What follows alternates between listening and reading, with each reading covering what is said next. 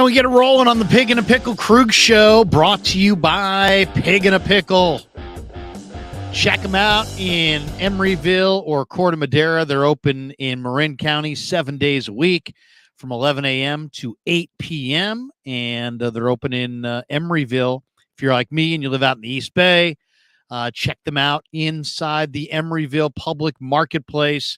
They're open Wednesday through Sunday in Emeryville. Pig in a Pickle, the best barbecue in all of Northern California. Well, tonight we come to you after not Warrior basketball or Giants or Niner football, but actually after Giants baseball, which we haven't done for a while. But good to see you all. Giants get a nice win. 6-3 Gigantes, and it was all courtesy of that second inning where the Giants just broke it open with a 6-run inning. And, you know, I like to see consistent rallying, but I'll take a 6-run inning anytime you can get one. Philly took a lead on in the top of the second when Bohm, the young infielder, hit a 2-run bomb to center with Schwarber aboard. So it was 2-0 Phillies when the Giants took the field or took their at bat in the second. And Flores had a sac fly that scored Joey Bart.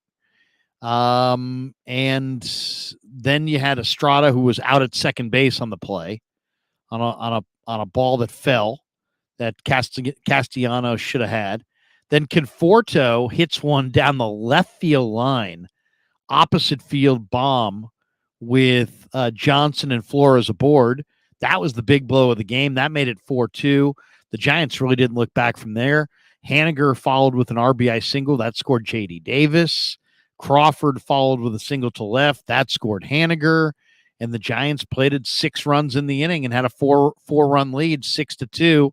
Bohm would hit a sac fly to right to score Harper in the 6th to make it 6-3. And that is where this game ended, 6-3. Now, Alex Wood, kind of this is, I don't know if Kapler's trying to be unpopular with his starting pitchers or what, but he pulled Alex Wood after 4 2/3, 1 out away from getting a win.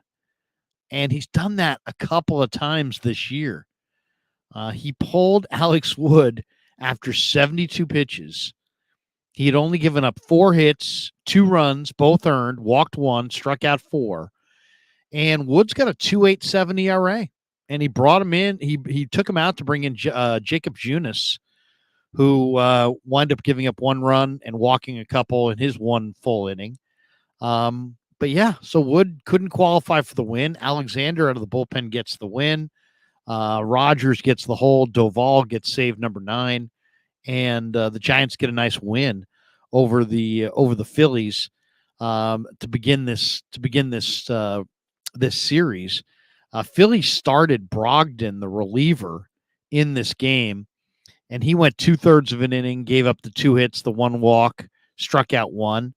They brought in Falter, which is a great name for a pitcher, Falter. And Falter went 4 1/3, giving up 8 hits, 6 runs, none of which were earned. And then they finished with Bellotti and Hoffman, and the Giants get a nice 6-3 win. And it was good for the Giants. It ended a 3-game slide. Casey Schmidt had a couple hits in this game. He's hitting .464, so that was good to see. They're hitting Schmidt down towards the bottom of the lineup, or at least they did in this game today. The Giants are an interesting team right now. I mean, they're 18-23. They're 11-10 at home. They're a team that, they win a couple, they lose a couple, they win a couple, they lose a couple. I would say they're about these two teams are very comparable. Phillies are 20-21, 9-14 on the road. Giants are 18-23, 11-10 at home. So, the Giants are kind of they're an interesting team on a lot of fronts, just because it's not necessarily going the way I thought it would go, but it's still roughly, a little bit under 500, which is about exactly what I thought they would do. As we welcome in the great Dan Coach Emilio, who joins us from his NorCal Sports Network show. Danny, I was just saying, it's been kind of a weird year for the Giants. It It's, they're under 500. They're 5 under. If you said to me, what do you expect? I would say they're going to be 3 to 5 under, maybe more. They're a sub 500 outfit. But Estrada's hitting 310 with a 360 on base. He DH today. Lamont Wade has gotten off to a good start. He's got a 427 on base, hitting 268. Conforto, who looked awesome in spring, has been ice cold, but he hits the opposite field 3-run shot today or tonight. That was a big one. So let's see what we have here. We got an ad playing here. Hold on. There we go. But yeah, I mean, what a weird year for the Giants. JD Davis, who, was thought to be a backup, and he just has taken that third base job. He's hitting almost 300 with a 368 on base. He had a hit today. He made a great catch to rob a line drive. You get Haniger back in there, but he's yet to hitting 183. Crawford has, absolutely not hitting at all at 167. Now they've brought up Casey Schmidt. He's hitting really well. I like what I see out of Bryce Johnson, though he's not hitting. He's hitting 148, but what a great defensive player he is. So it's like they're about what I thought they would be as far as their record, 18-23. They reached the quarter pole, 5 games under, and it's about what I thought it would be. I mean, there's been some surprises, but they're I didn't think they'd be 500. I thought they'd be sub 500, and sure enough, they're sub 500. Yeah, I didn't think this is I said at the beginning of the season, this is a 500 team at best, probably anywhere from 75 to 80 wins is where I kind of projected them to come in at. Vegas had them under, I believe, 80.5. So I see a lot of guys in the chat that were over on my channel. I said, everybody join me at 9:45 over on the Krueg show. So Lou's here and MF and Eric and all right, everybody, Thunderbird. Yeah, so hopefully the rest will come on. The entire over. House. How many people did you have going over there? We had 39 at one point. I think that was the high we got mark. 100 right out of the chute here to get us rolling. So and this is the first Giant show we've done in a while. I mean, I did almost all the Giants shows last year. This year with the draft, with the Warrior playoff, we really we went to spring training, but we haven't done a lot of Giant stuff, but we will. But overall, I mean, if you say what did you expect to see out of this Giant team? I'll say this. I enjoy watching some of the young players. And right now you got, like, for example, for me, I like watching Joey Bart. I like watching Casey Schmidt. I did a nice interview in March with JD Davis, so I'm kind of rooting for him a little bit. And he's gotten off to a great start, even though he's not necessarily a youngster. Estrada's been really good. I love watching Bryce Johnson play center field. I actually had no wasted steps. The guy breaks clean on every ball. Yeah, he's a great defensive player. Yeah, I don't think he can hit well enough to really stay in the lineup on an everyday basis, but great guy to have for defensive replacement, late innings. Here's a thought, Larry. I threw this out the last couple days on my channel. See what you think of this. JD Davis is 30 years old. He's under contract. Next year's arbitration year number 4, and then he becomes a free agent in 25 season. So right now the Giants have him for basically a year and 3 quarters. I think if the Giants are not in contention, which I don't expect them to be at the trade deadline, I would, and if he's still having a really good year, you got Casey Schmidt, then you got Marco Luciano coming up. I want to see Schmidt play third base. What he did last night to turn the double play, or yesterday against Arizona, was unbelievable. It was just a grounder, routine kind of grounder chopper over towards short, but he got it in the glove, and in one motion, the ball came from his belt and threw it to second quickly. I think only a few players make that DP. So I want to see him play his natural Gold Glove potential position and bring up Luciano for short for a couple years. I think if JD Davis is having a really good year still, it'll be his highest trade value of his career. And I think you might be able to, some team that needs a really good third baseman who's playing great third baseman, you can maybe get a really young prospect who's ready to play now. And you really think you're going to get a top tier guy for JD Davis? I think you can get a top 50, maybe a guy in the that. 40 to 50 I doubt range. that. But my thing is, why do you want to move him? I mean, he's the guy's from Sacramento. He's I NorCal he's guy. Gonna he play first and play third. He's going to be a free agent in 25. So, he's going to be 32. You're going to maybe sign him for 3-4 years till he's 36. I don't know. If he keeps up, maybe you want to keep him. I just don't want to block Casey Schmidt at third base. I don't want to be seeing Casey Schmidt play second base like he was tonight. You got Estrada there. Estrada's only 27. Build your infield. Here's an idea. If you want to keep JD Davis, play him at first base. And then you have Davis at first, Estrada at second, Luciano at short, and Schmidt at third. Now you have yourself some guys that can hit the ball and, play some infield. And then, hopefully Matos and Von Brown make it in a couple years. And you got. Oh, isn't Matos ripping right now? I hear he is. I don't know what's going on with Matos. So why not just call up Matos later this year? I mean, my goodness, put him out in center field.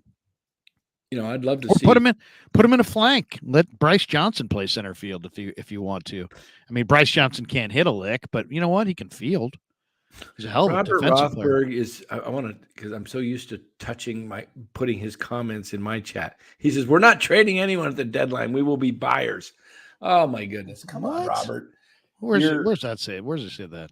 It's a little bit up in about 5-6 up from the bottom. Oh, maybe. Here we go. Here we go. Robert, you're a team that strikes out way too much. You rely on the long ball. There's all this delusion. That's one thing about the Giants. It's the fans get a little delusional. Where is Rothberg? Is he? This chat's really cooking now, huh? We got a bunch of people in the chat. My goodness, let me get a couple of these super chats out of the way. They're now moving the super chats. Have you noticed that into the starred column for you? Have you noticed? Oh, really? That?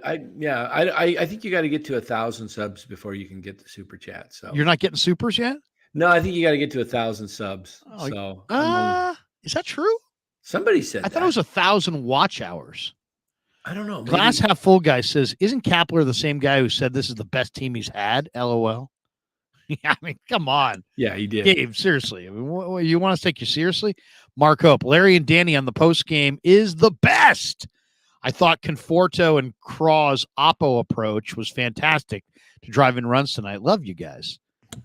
Thank you. Mark. Thank you, Mark. Appreciate you. Yeah. We got this one. Glass half full. I can stomach this team being below average as long as they're playing the young guys, Schmidt, Bart, Harrison, etc. Me too. That's exactly where I'm at. I can deal with the young guys. SG Sports Talk. Chardal says, "Let's sweep the Phillies." Damn right. Let's sweep. Hey, Chardal is coming on to my channel on Wednesday. We're going to do a post game in the afternoon game, and Chardal. I told him last night. He said they're going to sweep the Phillies. I said, if that happens, Chardal, you're doing the opening of the show. I'm going to sit in the background, and you're going to bring us in, and you're going to run the show, because I don't think they're sweeping the Phillies. But Polyester, great name. This is 1,000 subs for Super Chat qualification and 4,000 watch hours. That's what it is. 4,000. So I'm a ways away. I'm probably right around the last. Give it a little time. 325. MF says Dan's Niner win-loss record was interesting. Hey, last year I nailed it, MF. I said 13-4. What are you saying this year? What did I say, MF? I haven't gone through that exercise yet. I can't remember if I said 12-5 or 11-6. One of the two, I can't remember. There's a couple things I don't like about the schedule. like when they play Cincinnati, they have Minnesota on Monday night in Minneapolis. Then they come home for the Sunday game against the Bengals. The Bengals are coming off a bye. So you give them the Niners 6 days. They got to fly basically Tuesday morning. I don't know. Maybe they'll fly Monday night. I don't know what they do. If they fly out of there at They usually fly immediately. Okay, so the game probably gets over about 11 o'clock at night somewhere in Minnesota or whatever. Because they start at 5:15, so it's 7:15. Game will end about 10:30. So they'll get out of there about midnight, and then they gain 2 hours, so they'll probably get home about 3 in the morning. All right, let's do this useless exercise before we go back to the Giants. Niner? Let's, you want to do the let's record? do it real quick. Let's do it real quick. I know how I've heard you say about the Steelers are like 15-2 or something. So this is what I'm going with. All right. Week 1. You got it up on the board or? Well, I'm looking at it right now. All right. You can't Week share 1. Okay. Here, wait, I can share screen here. Hold on. So you guys can see it. What the heck? Let's share some screen, damn it. Yeah, that's enough of Giants baseball. Oh no, we'll get back. We'll get back to Giants. All right, let's see. Here we go. Niners schedule. And then we shared it. Can you guys see it? Oh yeah, there you go. Okay, you can see it. Okay, so now I'm going to go over here.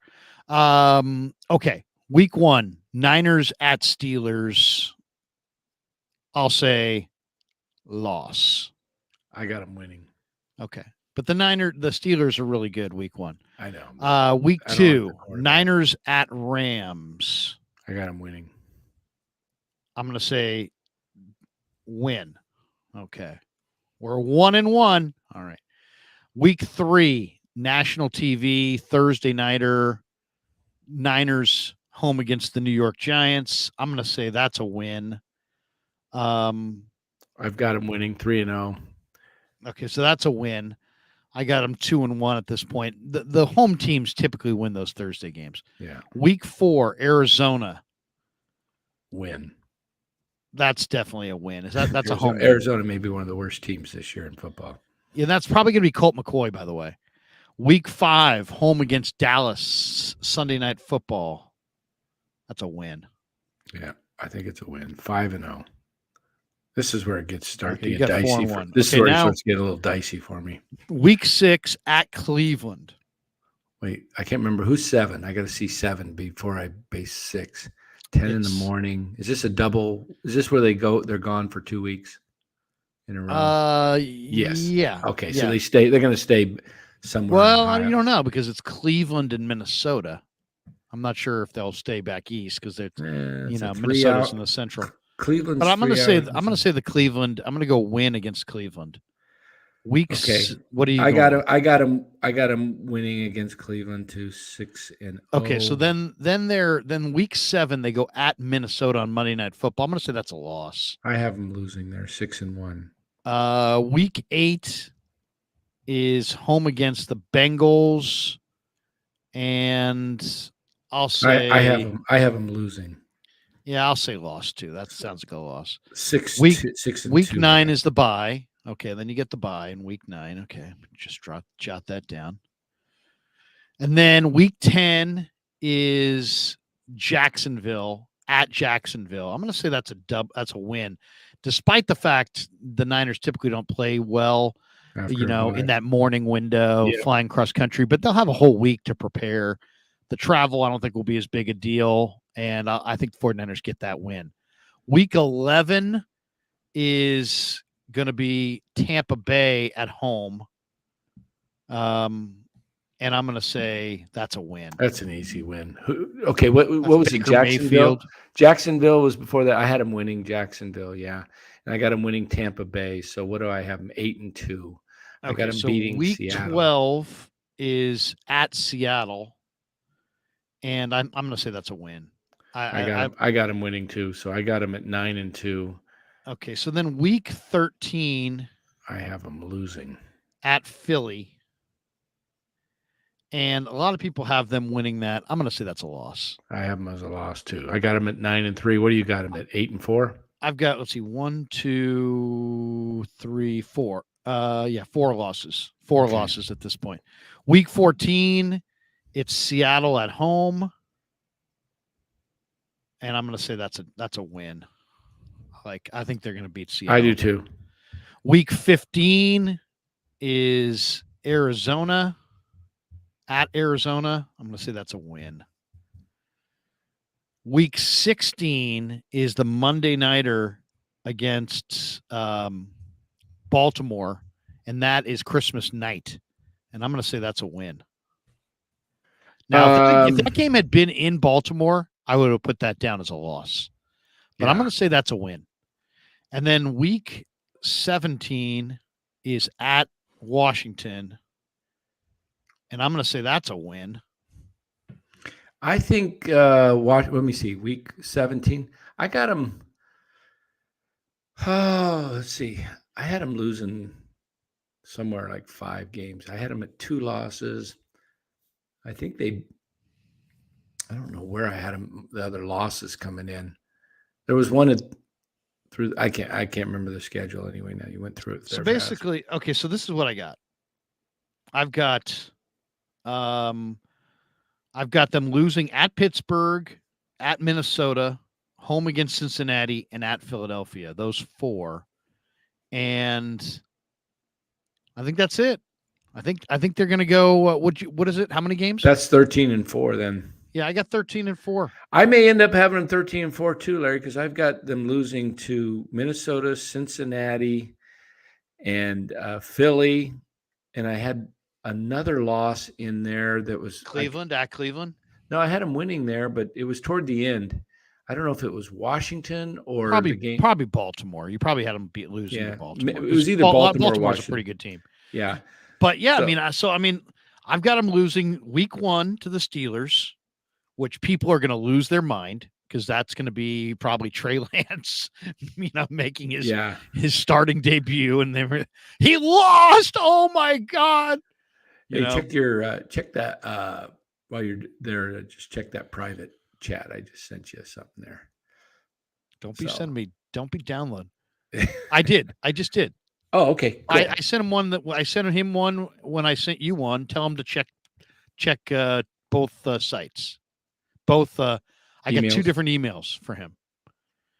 So just tell him. But yeah, that's what I got. I got 4 losses, 13-4, 13-4. And if they were going to lose another game, I'd probably have it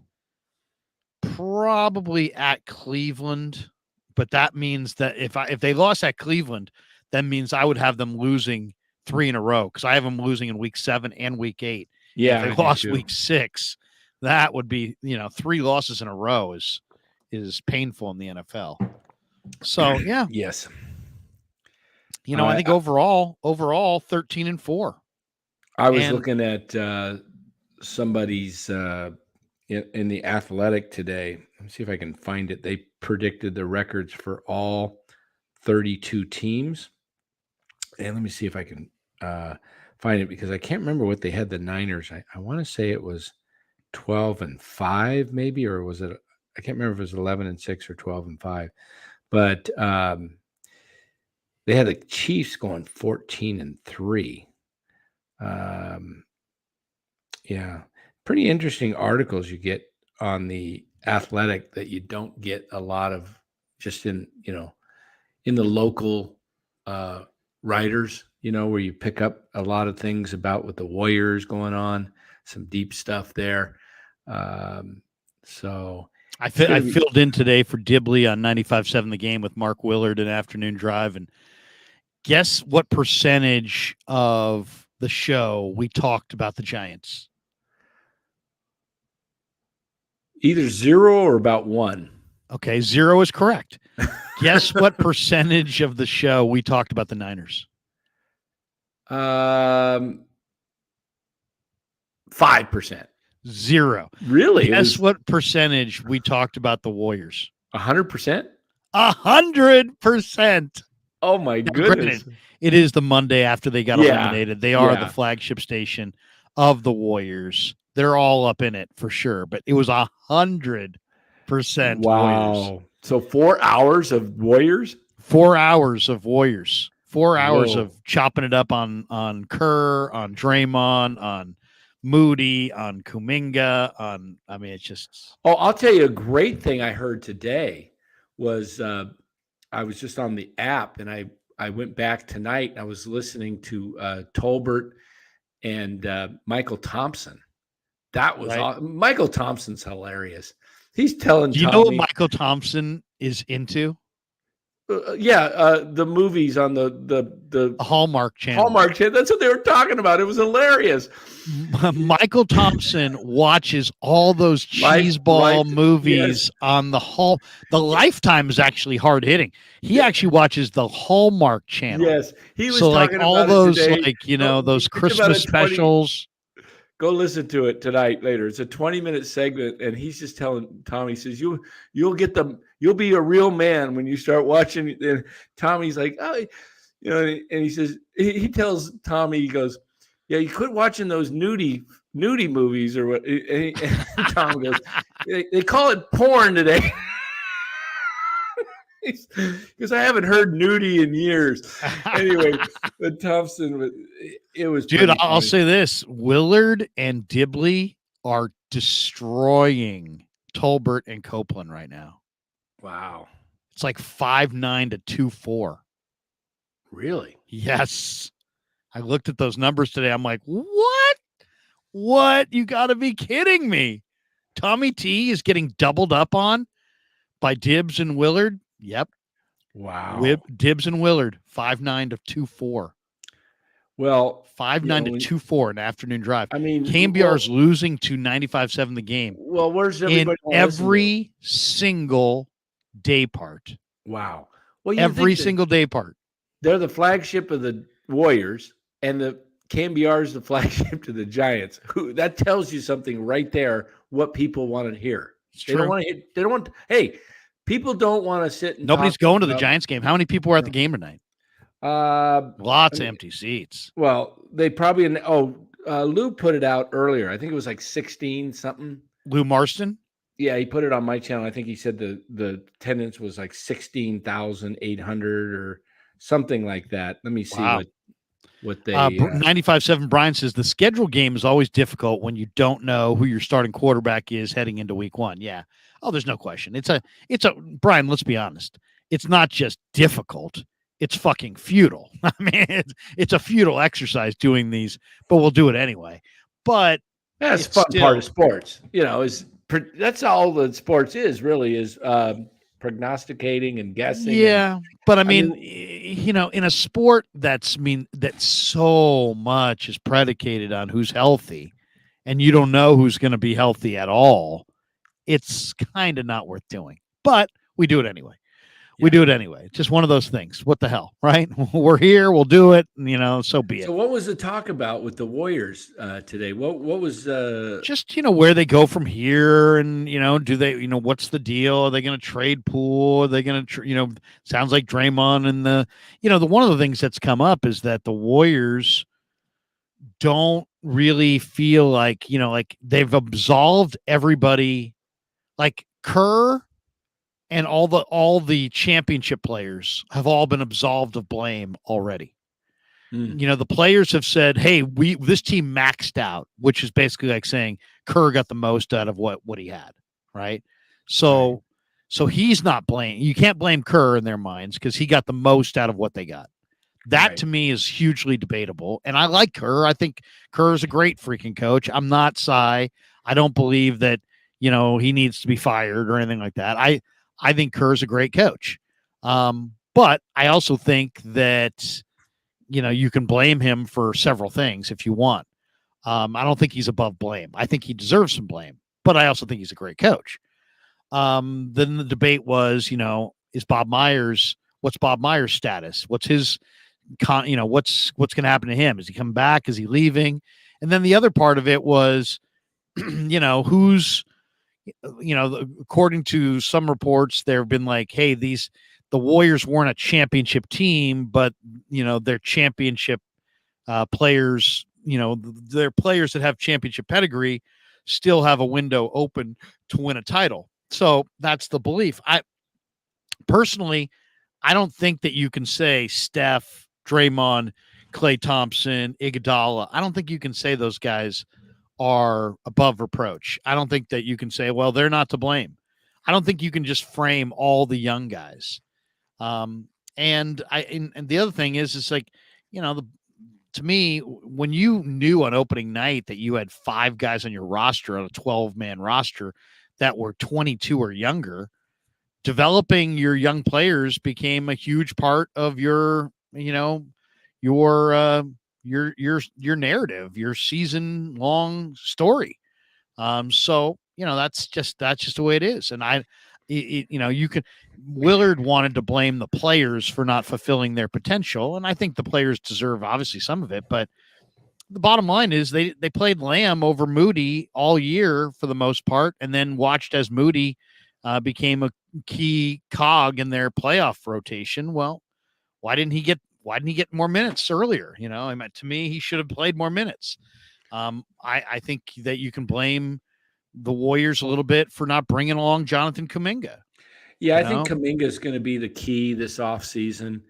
Michael Thompson, I really like Michael because he seems to nail it. He said 3 months ago, and I've said it quite a bit on your show, that he thought the Warriors would not make it this year because of the big man, that they were facing some really tough challenges with Jokic and Anthony Davis. And, at the time, was it going to be Steven Adams? I mean, anybody super big and physical would be tough for the Warriors. Well, they're too small, but their other issue is they're too thin.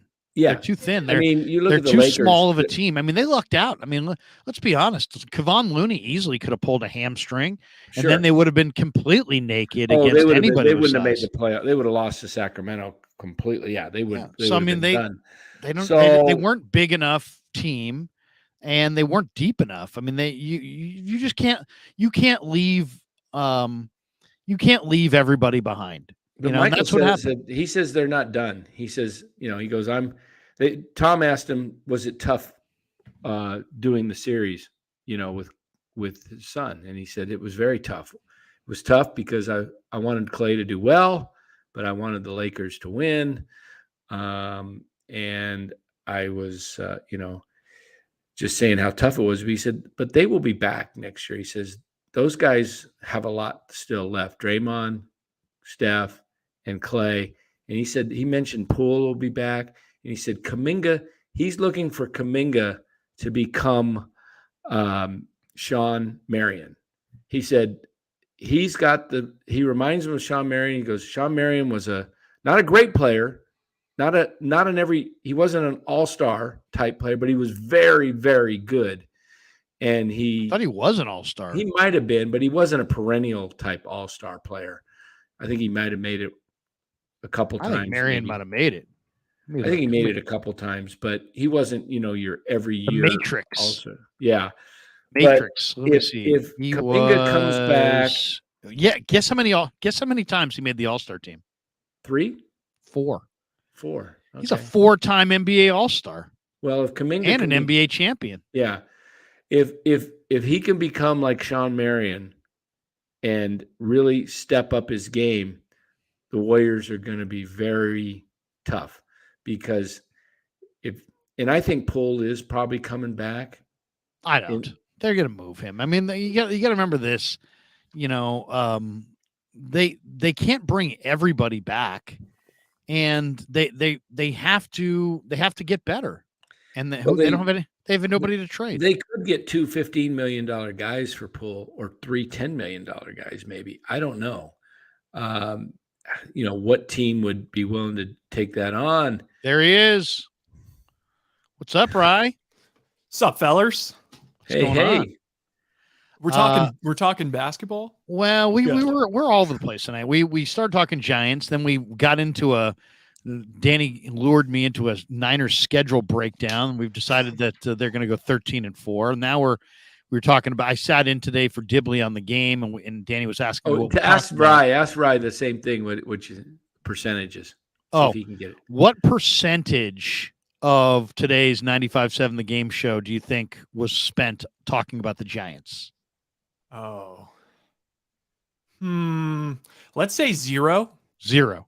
What percentage was today's 95.7 The Game afternoon drive show spent on talking about the Niners and minicamp? I'm going to say about 2%. 0. Well, Okay. actually, we probably did mention Trey Lance. Guess what percent? It was 100% Warriors. Now, granted, today is the first game, first Monday after the Warriors got eliminated, and they are the Warriors flagship. So I was just kind of busting chops. But yeah, we talked 100% Warriors. Ron Holder says, "Damn, Larry, I was looking for live streams all weekend and today, and heard Grant say today you were on the radio. I thought you were back in YouTube jail." No, we're not in YouTube jail. But and I'll be on tomorrow with Grant Cohn at 5:00. Tomorrow at 5:00, we'll do our normal Monday. We'll do it on Tuesday at 5:00 tomorrow with Grant. But yeah, no, the Warrior thing is just we're trying to decide Danny and I just now on what's their pivot. It seemed like the consensus was today that they're going to trade Poole, they'll trade Kuminga, they'll bring back Steph, Clay, Draymond, and probably most everybody else, but that they will try to shake it up, and that Poole will be the guy that they'll try to trade, and that Kuminga may also be part of that deal. What do you think, Rye? I mean, I don't know where you are with Jordan Poole, but to me, I don't understand. Poole. It's like all I need everybody to do is do what they do best, right? So do what you do best. And for Poole, that is drive and go to the free throw line. And yet, guess how many free throws Poole took in the Lakers series? In 6 games combined. Let's go with 4. 4! Did you already see it? No. He took 4 combined free throws in 6 games. Guess how many threes he shot? Shot or made? Shot. 9. 28. 40. Oh. 28 threes. He made 7. He made 7 of 28 threes. That's 25%. And he took 4 free throws. He's a 90% foul shooter who can beat anybody at will off the dribble, and yet doesn't. Instead, he tries to pretend that he's Steph Curry, hangs way beyond the 3-point line, and puts up these deep, deep threes. And it's like, you know what? You got to do what you do best. And what he does best is go to the bucket and go to the free throw line and make free throws, but he's not doing that. So I don't know what the solution is, but the consensus among the fans clearly was that they should move Poole and move Kuminga. What do you guys think? Can we get Lillard? It's looking a lot less Lillard. Well, hey, you know what they were talking about? They're talking about Porzingis. Oh my Lanta. I mean, come on, they can't just go Porzingis. I mean, he'd be pretty good for 10 games during the regular season, then he'd be injured for the rest. OG and Anunoby is another guy that they're I would like that. That would be pretty. I mean, I don't know. I mean, it would be kind of good. I don't know. I'm so mind-effed from this Lakers series. I think it just Siakam for Kuminga and Poole. Would that work? I'd do that.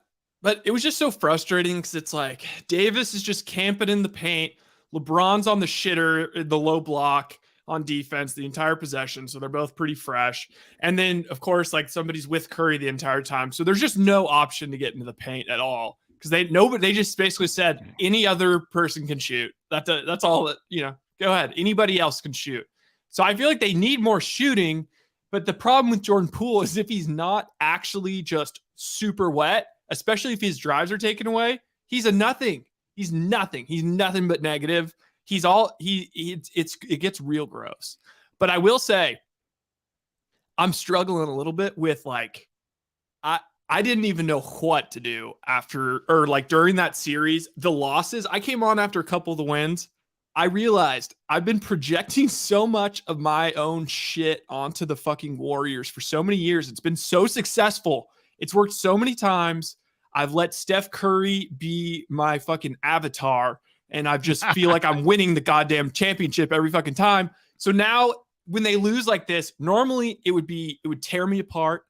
But instead, I've had to just kind of step away, not listen to sports talk radio, unfortunately. So I feel like I'm out of it. But like, it's just, I'm not ready to like, I wasn't ready to just sling mud at them like nonstop after the game. It was just would have been too difficult. So I'm remaining hopeful. I think, it could be spun.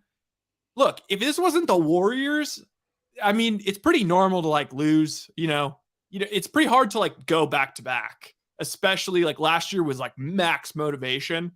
I don't know. I think that Poole, it's just the problem is his value is just at an all-time low. So maybe you let him play for a little bit during the regular season, just see what you can get at the deadline. Same with Kuminga, but it seems like Kerr is done with Kuminga. Like, what the hell? Well, I mean, that's the thing. I mean, how do you play a guy 32 minutes a night, let's say, for the final month of the year, and then get in the playoffs, give him 3 minutes, and then when he doesn't do exactly what you like, you yank him? I'll say this. I think one of the major problems the Warriors have is they're not a team. They're two teams. And they don't act like a team. They act like two teams. And they don't talk like a team. They talk like two teams. I mean, they even decided immediately after this series that Kerr wasn't the problem. Neither was Draymond, nor Steph, nor Clay. But they weren't a championship caliber club.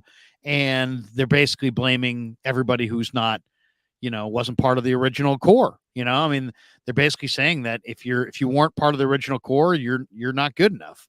And I just think that two standards thing doesn't work. You can't allow Klay Thompson to do stupid things, but then as soon as Jonathan Kuminga does the exact same kind of thing, you pull him off the floor. But that's where they're at. I mean, they have two different standards for their guys, one for the guys who have won championships and one for the younger guys. And you can hear it. You can hear it in their voices. They hold their younger guys to way higher standards. Yeah. So it's never really gonna happen. I mean, you're never gonna really see them ever play like a team with this younger cast because they're not a team. They're like, we're over here and what we can do things because we are us, but you guys all can't do what we're doing because you weren't there for the championships. I don't know. I mean, personally, I just think that that Golden State right now, I mean, Klay Thompson shot him out of it. Andrew Wiggins shot terribly. Those guys played terrible in this Lakers series. So if you want to blame like Wiggins Kuminga, shot. Go for it. But it's too flat. It's his elbow is actually like that when it should be, it's not. It needs to be lower so he can have a little more arc on the ball. I mean, Wiggins was great. I mean, I give Wiggins a little bit of a break just because of dude, I mean, that injury, that's pretty legit. Yeah, he was guarding LeBron. I mean, game 6, forget that. And LeBron has no bag now. He just does the thing where he bulldozes, and then does his one spin move thing. And so that's tough for him. I don't know. I think that the one way to spin this thing positive is like last year's championship. It now needs to be elevated to like, how the fuck did Steph Curry carry this team to a championship? Because now we're all talking like Andrew Wiggins is like mid. Andrew Wiggins was the second best player on the title team that didn't even go 7. But like, he hasn't played as well this year. I mean, last year, Wiggins was a much better rebounder. I look at it this way. Yeah. You say, what's the difference between last year and this year? The difference is the last year they had GP2, Bielitsa, and Otto Porter. All three of those guys were in the prime of their career. This year, and you had Steph, Clay, and Draymond closer to their prime. So you had essentially more players in their prime of their career. This year, you had you had Andre back taking up a roster spot. That was a waste. You had Steph, Clay, and Draymond all back, and they're probably a year further away from the best years of their career. And then you took away Bielitsa and Otto Porter, and you replaced them with 3 rookies. And if you told me on opening night, Green. But I mean, if you told me opening night, the Warriors are going to get nothing, by the end of the year. First of all, they had 5 on opening night. They had 5 guys on their roster who were 22 or younger. You don't win in sports, whether it doesn't matter what sport you're talking about, if you're too old or too young. Well, that was their team. They only really have in the sweet spot prime of their career. They really only have DiVincenzo and who else? I mean, DiVincenzo, Wiggins, and Poole, I guess, are really in the prime. Everybody else is like too young, too old for the most part. They're either a year past their prime or a year early. Well, Looney might be one. But I mean, it's the Warriors had a high percentage of players in their prime last year. They replaced them with a lot younger players. And then if you told me on opening night, you know what? By the time this thing gets decided in May or June, in this case May, Wiseman, Kuminga, and Moody are not going to play. None of those guys are going to be primetime guys. I would have said they have no chance. And sure enough, none of them were, and they had no chance. You know, I mean, so you can't take 3 guys in their prime out of your rotation, replace them with young up and coming rookies, and then not have those rookies come of age and still, not miss a beat. I mean, it can't happen. And it didn't happen. And none of us should be all that surprised by it. I just think it's too bad that, Klay Thompson can make mistakes and everybody looks away. But if Kuminga makes the same mistake, it's like he's got to be banished. And that part's really tough to watch because they basically, they didn't have Wiseman because they traded him. They didn't have Kuminga because they benched him. They didn't really have Moody because they didn't give him enough time in the regular season to firmly establish himself as a big time player. He was weirdly good. Those 3 guys. I think Moody's going to be pretty good. No PBJ, no Rollins. So I mean, you had. I mean, if I told you that you were going to have 5 guys under 22 on your opening night roster, and really none of them were going to become big time players for you this year, you would have said we have no chance. It was a really, really weird year when you look at it. I mean, the fact that they played Lamb and what's the other guy's name? Jerome. Like, why? I mean, why did they play Lamb over Moody when it was obvious that Moody had more upside? And then we get to the playoffs and it's like it's time for Moody or Lamb, and he chose Moody. But where was that choice in the regular season? It was just a very odd year. I mean, the fact that they gave Lamb, I was screaming, like, don't give the last spot to Lamb. Give it to like a big. Like, go sign a stinking big. Lamb's not going to play. I said that was the other thing. Lamb is not going to play 1 minute in a meaningful playoff game. He's not. And then Warriors lucked out because they easily could have lost Looney for a couple weeks to some hamstring, and then they would have really been naked. And instead, they didn't, and he played really well. So people didn't realize what a gaffe that was. But I mean, they could have had a big man. They could have had a Nerlens Noel. They could have had a rim protector. They could have had some other big that they could have played some role for them at the trade deadline, and they just said, nah. So I mean, it's one of those things where, I mean, I personally think that I would go the distance with Steph and Draymond. I probably wouldn't with Klay Thompson, and I definitely wouldn't if he wants max money.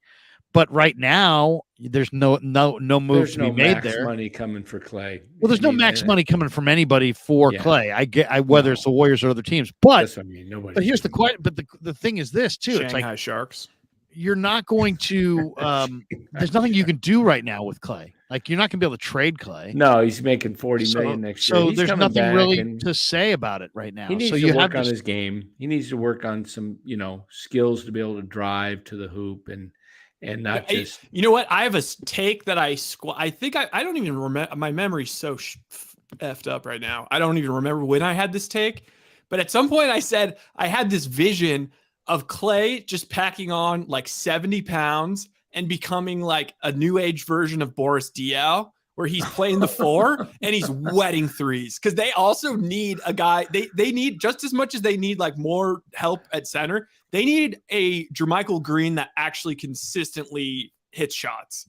because why they did just Clay? packed Why it did in. Clay take so many threes when he kept hitting the front rim? That Game was my 6. biggest. It's like, come on, man. I said it going into Game 6 after Game 5. I said my biggest fear in Game 6 is that Klay Thompson is going to, be hunting for glory days for Game 6 Clay, and he's going to shoot him out of it. Sure enough, he came out hunting for Game 6 Clay, shot him out of it, and the rest is history. But I mean, I don't understand why Klay Thompson, who to me, Klay Thompson could give them kind of what Livingston gave them. When they absolutely have to haul to run, when they absolutely have to have a bucket, get Klay Thompson to do what Livingston did, and what Durant did to a degree, which is rise up in the 2-point range, square those shoulders, and knock those shots down at a really, really high clip. But he's so in love with what he used to be. He's so in love with the deep three that it's just like he can't get over it. He keeps taking deep threes, keeps taking rushed threes, and he kept hitting the front rim. And that's when he hit the rim at all. He hit a couple air balls. So I would just love to see, I'd like to see Draymond back. I'd like to see Steph back. I'd like to see Klay try to shoot a few more high percentage twos and not be so in love with the three ball. I'm okay if they move Moody or move Poole and Kuminga, but you better get something good. Well, Brian Iglesias has something, and it made me think about it. I've been thinking about it. He said DeAndre Hunter and Sadiq Bey for Poole and Kuminga would drastically improve the Warriors on both ends of the floor. Which, yeah, I was thinking Jordan, and they're both, Sadiq Bey was Villanova and Hunter was Virginia, right? Was he Virginia? Yeah, you're talking about the Atlanta. You're talking about dealing with the Hawks here? DeAndre, didn't he play at Virginia? Yeah, he's a little bit injury prone. I'm not a DeAndre Hunter fan at all. But Poole, plays the game Bey, very, yeah. I mean, I don't know. They do need to get guys that can contribute both sides of the floor, because defensively, Poole is such a liability. He may be the worst defender in the league. I mean, especially when he's a matador. I mean, he just plays passing defense. The worst part is he reminds you on the offensive end that he's really just not into it defensively, because he shows quickness on the offensive end that he doesn't show on the defensive end. Yeah, he just he doesn't even. But I mean, he just doesn't. He's totally effed up. He really is. I mean, think about it. He's not a great 3-point shooter, but he loves to shoot threes. He's an awesome free throw shooter, but doesn't know how to draw fouls. I mean, he literally does not know how to draw a foul. How do you get to be a 94% free throw shooter, but you can't even get to the line? Oh my God. Where Did you imagine him on the Lakers? He would learn so quickly. I mean, you know what the Lakers were as far as free throws in this series? Was it the record? No, but as far as what they shot compared to Golden State, shockingly good. It was like plus 39. I don't know. Lakers shot 39 more free throws. I think the thing that's bugging me a lot right now is that the 20s we're in, 2021, 2, 3 have not been favorable for the Bay Area against LA.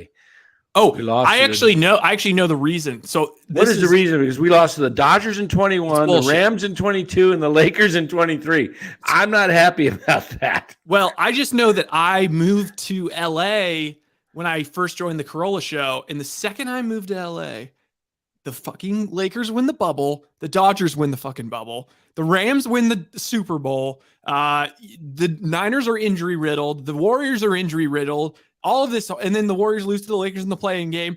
Then I come back to the Bay, and the second I come back, the Warriors win a championship. The Niners have this promising run. They finally figure out their quarterback situation. Now I'm going back to LA, and it's all fucked again.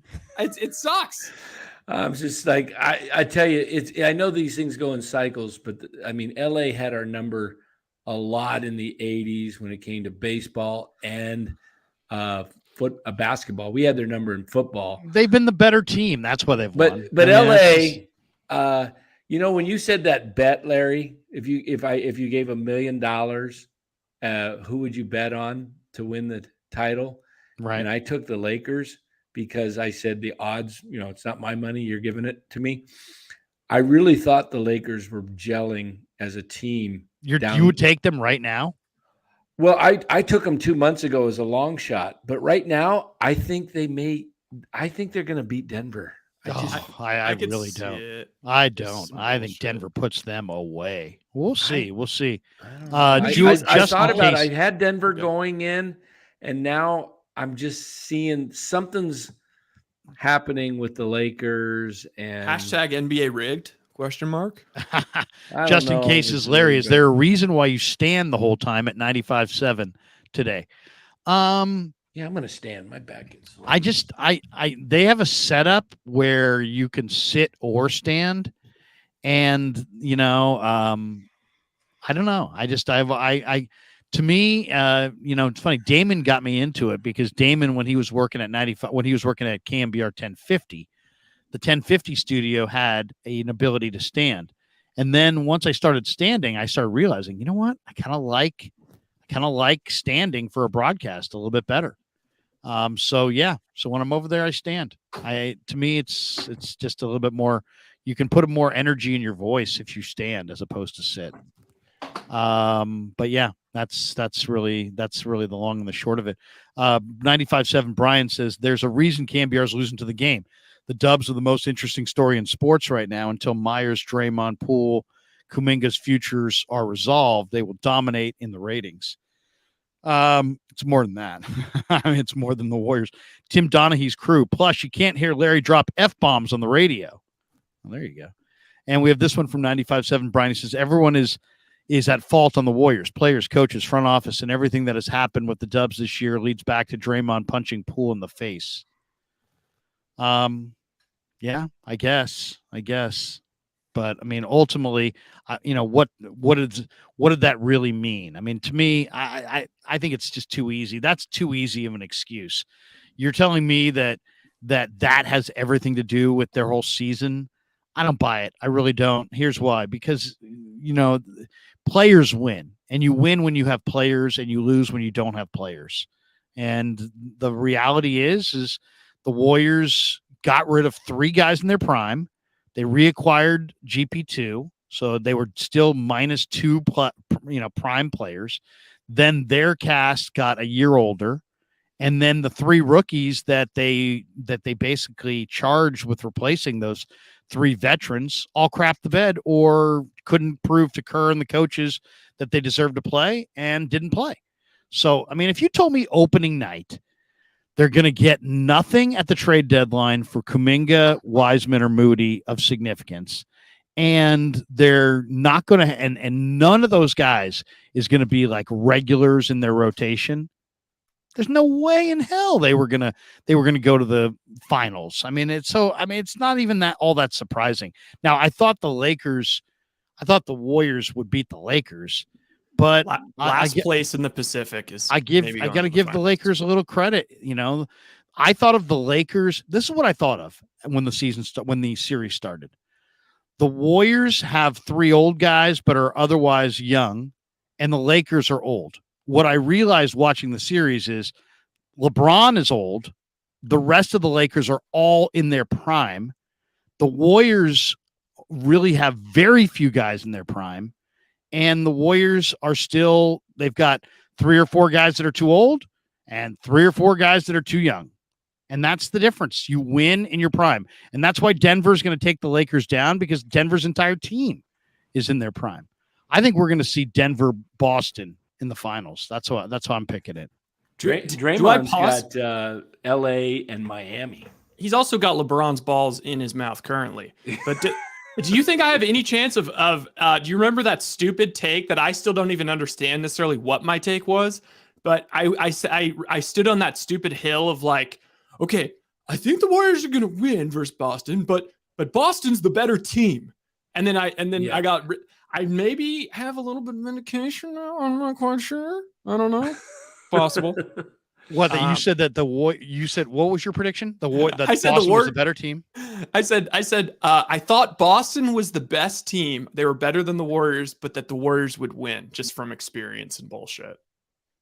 Also, have you guys are you guys butthurt at all that like that was the final kick in the balls was seeing Tatum just drop the most games in 51 points. It just beats Steph. And he stayed in to get it too. Tatum's a great talent. Let's be honest. Tatum had a mismatch last year against the Warriors and chose just not to use it. I mean, he could catch any ball that he wanted in the middle of the lane, and the Warriors had no answer for it. But Tatum decided in the finals that it was more important for him to do some kind of mimic of the late Kobe Bryant. And so he's got Kobe's game down, and he's dribbling at the top of the key and, through the legs and this and that. But that's not where his advantage was against Golden State. His advantage was that if he caught the ball in the lane, nobody could stop him. And nobody did stop him. They just kind of went away from it, and he just kind of got fascinated with dribbling at the top of the key, and that was it. If Boston wanted to continue to feed Jason Tatum in the middle of the lane last year in the finals, the Celtics would have won the series. But they went away from it, not because the Warriors made them go away from it, just because they chose to go away from it. What do you think about Eric L's comment? Give the Kings credit; they tired the Warriors down. I think there's something to that. I think that Clay clearly did not have his legs, and it was pretty shocking that whole like I don't think they lose game one if the Lakers don't have the rest advantage, and then the whole every other day for these two old teams just I for some reason I always forget that that's how it is. Whoa, Dan, what do you got? Dan's watching those online documentaries. Rip. Some Cougar Rebel says, Larry, almost half of the 15-man roster was giving us nothing. Yeah, I mean, that's it right there. You can't win when you have too many old guys, too many young guys, and not enough guys in their prime. The team that's in their prime is going to wind up finding a way to win. And as much as I don't think much of the Lakers, Pelinka's moves in the middle of the year almost guaranteed that entire team was in the prime of their career. Now they're going to face a Denver team that's even has more. How did he get those moves too? I don't understand. I don't know. Did the league say, "Hey, tell these other teams we'll pay you under the table or something if you give up these guys"? I don't understand. How did they get all those guys? I think it's it's a little bit of the Rich Paul like clutch thing, but do you guys take any solace in though the fact that like let's say that Poole's shot goes in and then let's say Clay hits a few more and then all of a sudden the Warriors win this. Warriors weren't going to win the finals this year. It just wasn't in the cards. And like if they made it to the finals or even lost to Denver in 6, I feel like there'd be a lot better chance of like, you know what, we won a championship last year. We got close again. We just had some bad luck and we're just going to run it back. And they're running it back anyway. But like Clay, now at least it is clear that Klay Thompson is not getting that max extension. And most importantly, it's clear to him because he just did not show up when it mattered most. And I hope if he's able to swallow he can't argue for it. Hey, they paid him max money and he missed the first 2 years of the deal. Well, nobody's going to pay it to him if they don't. You know what I mean? So it's just. Hey, you remember that deal we did with wins at the beginning of the year and losses? You got a point for losses. Did you keep that record? It's somewhere in the old Google Docs, but I'd have to really pull. I don't remember who had who. For football, I think for basketball, I think I won it though. Oh yeah, I think you might. I think you did. I know I had horrible picks. Brian Iglesias says honestly, Dwight Howard would have made a bigger difference this year than Jerome or Lamb. Hey, how about if you're going to go there, why not go Boogie Cousins? I mean, Boogie Cousins, you can't tell me that the Warriors couldn't use Boogie Cousins. Hey, and I don't want him back. They could have used Cousins. They could have used a lot of guys. I don't know why, JaVale McGee lost a lot of favor playing the league because I thought he fit the Warriors perfectly for, I think that's that's another angle on this thing that has to be mentioned is that the Warriors, when you had to defend the rim against JaVale McGee and the 3-point line, look how much more space they created. They still want to play that pace and space, but they don't have guys who create the the space. I mean, you have to have that you've Draymond Green and you don't have anybody who can catch the lob. I mean, that's inexcusable right there. Yeah, you got a big man who can throw the lob, and you don't have a lob catching big. Yeah, it's crazy. And you have all these 3-point shooters. I mean, I'll say this too. I'm glad they lost the way they lost. It wasn't bad calls or anything like that. It was just wide open looks. They didn't knock down. I mean, Klay Thompson, what was that one sequence in game 6 where didn't he have like 2 or 3 looks? They were all wide open. Nothing. Yeah. I think even his worst moment was in game 4 when it seemed like Curry hit that 4-point play and it seemed like they had the momentum. And then all of a sudden Klay just launches those 2 just bizarre long range shots. Yeah, it was Digital Drew says, "Sup, boys? Staying at it, I see." Oh, of course. What do you think? Now, we said that we would come back and talk Giants eventually, but now we're on after Giants. We're not necessarily talking Giants, which is probably why there's 142 people in the room right now, because there's probably 140 of them would rather us not talk Giants. Eric L says Jordan Poole equals Buddy Hield. I don't know about that, but I think I'd rather have Jordan Poole than Buddy Hield. But, I mean, here's Jordan Poole's biggest problem. He doesn't get calls from the officials. And his game, the only part of his game that's really special is going to the foul line. So think about that. If you can't really shoot threes with any high clip, but your foul shooting is your greatest strength, but then you can't get to the line because you don't know how to draw a foul and you don't get calls from officials. I think it's time for Jordan to stop fucking pouting and start communicating with these officials and figure out why they don't like him and rectify it. Otherwise, he's gonna waste his greatest value. He's a 90% foul shooter who can't get to the line to save his life. Yeah, I mean, can't continue. They've got a lot they got a lot to deal with. I mean, basketball, when I played, it's such a team game. I mean, with chemistry, and you got to have guys that are, I really thought that Sacramento might take them. I thought 2 things with game 7. The Warriors will either pull it out based on their experience, or the Kings would just, they were so united. Mike Brown had them gelling all year.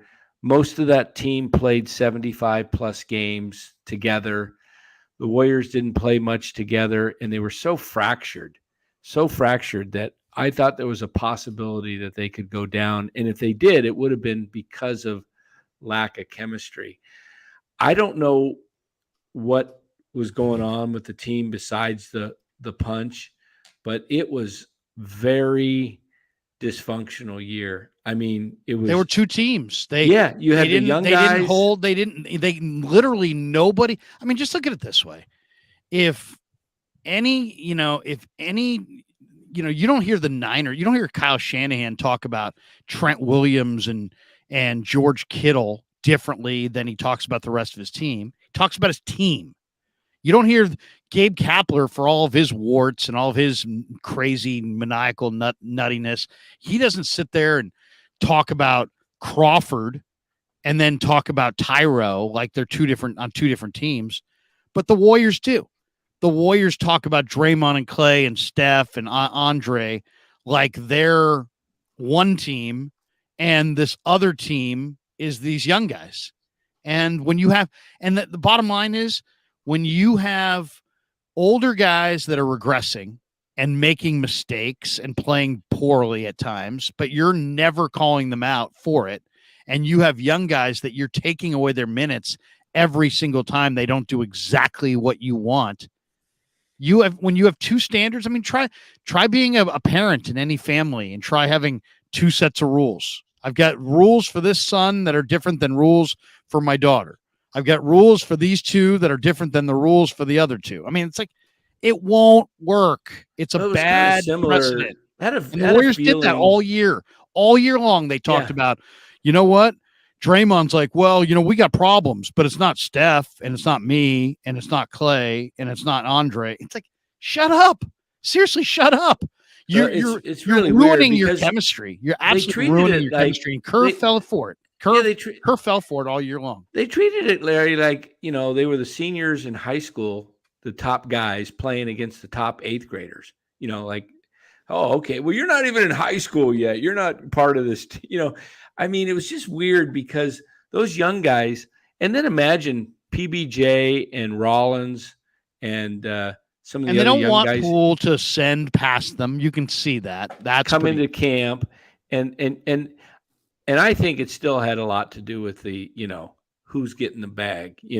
Poole was trying to get his bag, and Draymond wanted his extension, and they gave Poole, and there was like, I bet you Poole said something to piss him off, like, I'm getting my bag. Or Ryan Hensley claims that Poole was disrespectful to Kerr, and that Draymond was pushing back on that. And he says he has a source. I don't know. I have no idea. AMD 127 says, Larry has no faith in the Niners whatsoever. Niners aren't losing to Pittsburgh and Minnesota. So wait a second. I just picked them to win 13 games. And you're saying I have so I don't have any confidence or faith in the Niners unless I pick them to go 15-2. Coward! 13-4 is me ripping. That I have no faith in them to go. I said they're going to win 13 games. I think they're going to go 16-0-1. What? Who do you think they're going to tie somebody? You have no faith. Ye of little faith. Yeah. Hey, what was it? The Dolphins went 17-0. What was if a team went 18-0-1 and won the Super Bowl? Would that be better than 17-0? Because that's a perfect season where 18-0-1 is not totally perfect. And I'm trying my hardest to care, but I can't quite get there. It's probably never going to happen. Probably never. What was now? You get people in Steelers the chat turning on each other. Weren't the Steelers 18-0? I mean, the Patriots 18-0 when they lost to the Giants. Yeah. Dang. No, 17. No. Oh, you mean? Oh, that was It was. They went 16-0. They went 16 regular season. Yeah, they went 16, then they won the 2 Right. games, so they're 18-0. They would have been the first. Yeah. Dang. They lost it. Justin Kerwin's like, MF Murph and his dumbass side need to be shown the door. FP show sucks. He's trying to kiss Giants ass to get a job on broadcast since Washington let him go last year. Now we got guys fighting it out over Cambiar getting destroyed. MF Murph and his. MF likes Cambiar, so whatever. Let him like. What about like. Murph? With the Washington, he wasn't. Is he talking about Santangelo? No. What's he talking about? No, he's just talking about. They're talking about Justin Kerwin. He says MF Murph and his dumbass side need to be shown the door. FP show sucks. He's trying to kiss the Giants' butt and get a job on the broadcast since Washington let him go last year. He's just pushing back on this idea that Cambiar is so good. So there you go, guys. Battling it out. Is he talking about who let Washington? Who Santangelo was with Washington? Is that what he's talking about? Yeah. Oh, yeah. Okay. They let him go. Yeah. MF says, what position will Casey Schmidt play? Third base. He's a third baseman. He's a third baseman. Just play him in his natural position. He's a third baseman. Let's see. We got this one from HR. He says, Larry, the Warriors implicitly told us Moody couldn't play when it was evident that he can. The same is true with Kuminga. How can we trust that this organization can even properly evaluate what they have? No, I totally agree. Stop telling me that they know everything when they sat Moses Moody for Anthony Lamb for 60 some odd games and then wound up in the playoffs playing Moody more minutes than Lamb. So, a month and a half ago, 6 weeks ago, there were people that were like, Moody can't play dead. Moody sucks. Well, Moody played pretty well. So he was in the closing lineup in Game 4. Right. When they lost by 3. This idea that, and once again, it's like 2 standards. Klay Thompson does stupid stuff on the floor. He stays on the floor. Jonathan Kuminga does the exact same stupid stuff on the floor. He's coming off. two standards. You can't have two standards on one team. You really can't. You'll lose the guys. Yeah. And you're not going to have good rapport. 95.7 Brian says there was a major disconnect between the team from that punch, and they still haven't resolved their issues with Poole's quotes today in the Ringer. 11-30 on the road for a reason: lack of chemistry. I'll say this, Brian. What's even more amazing than the fact that the Warriors were 11-30 on the road is the Warriors have their biggest issue all year was they could not put teams away in the fourth quarter.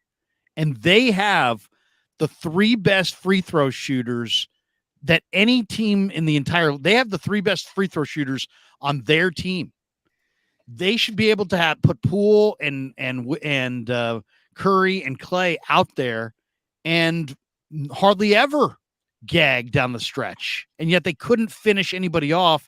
And they have three guys that if they go to the line, make 9 out of 10. So how do you figure that? How can you not be a strong finishing team when you have three of the most dominant free throw shooters in the game? It's amazing. The fact that they couldn't put teams away in the fourth quarter is shocking when you look at the parade to the line with their three primary ball handlers. Should have been just nothing but in their favor. Should have been just free throws, and more free throws.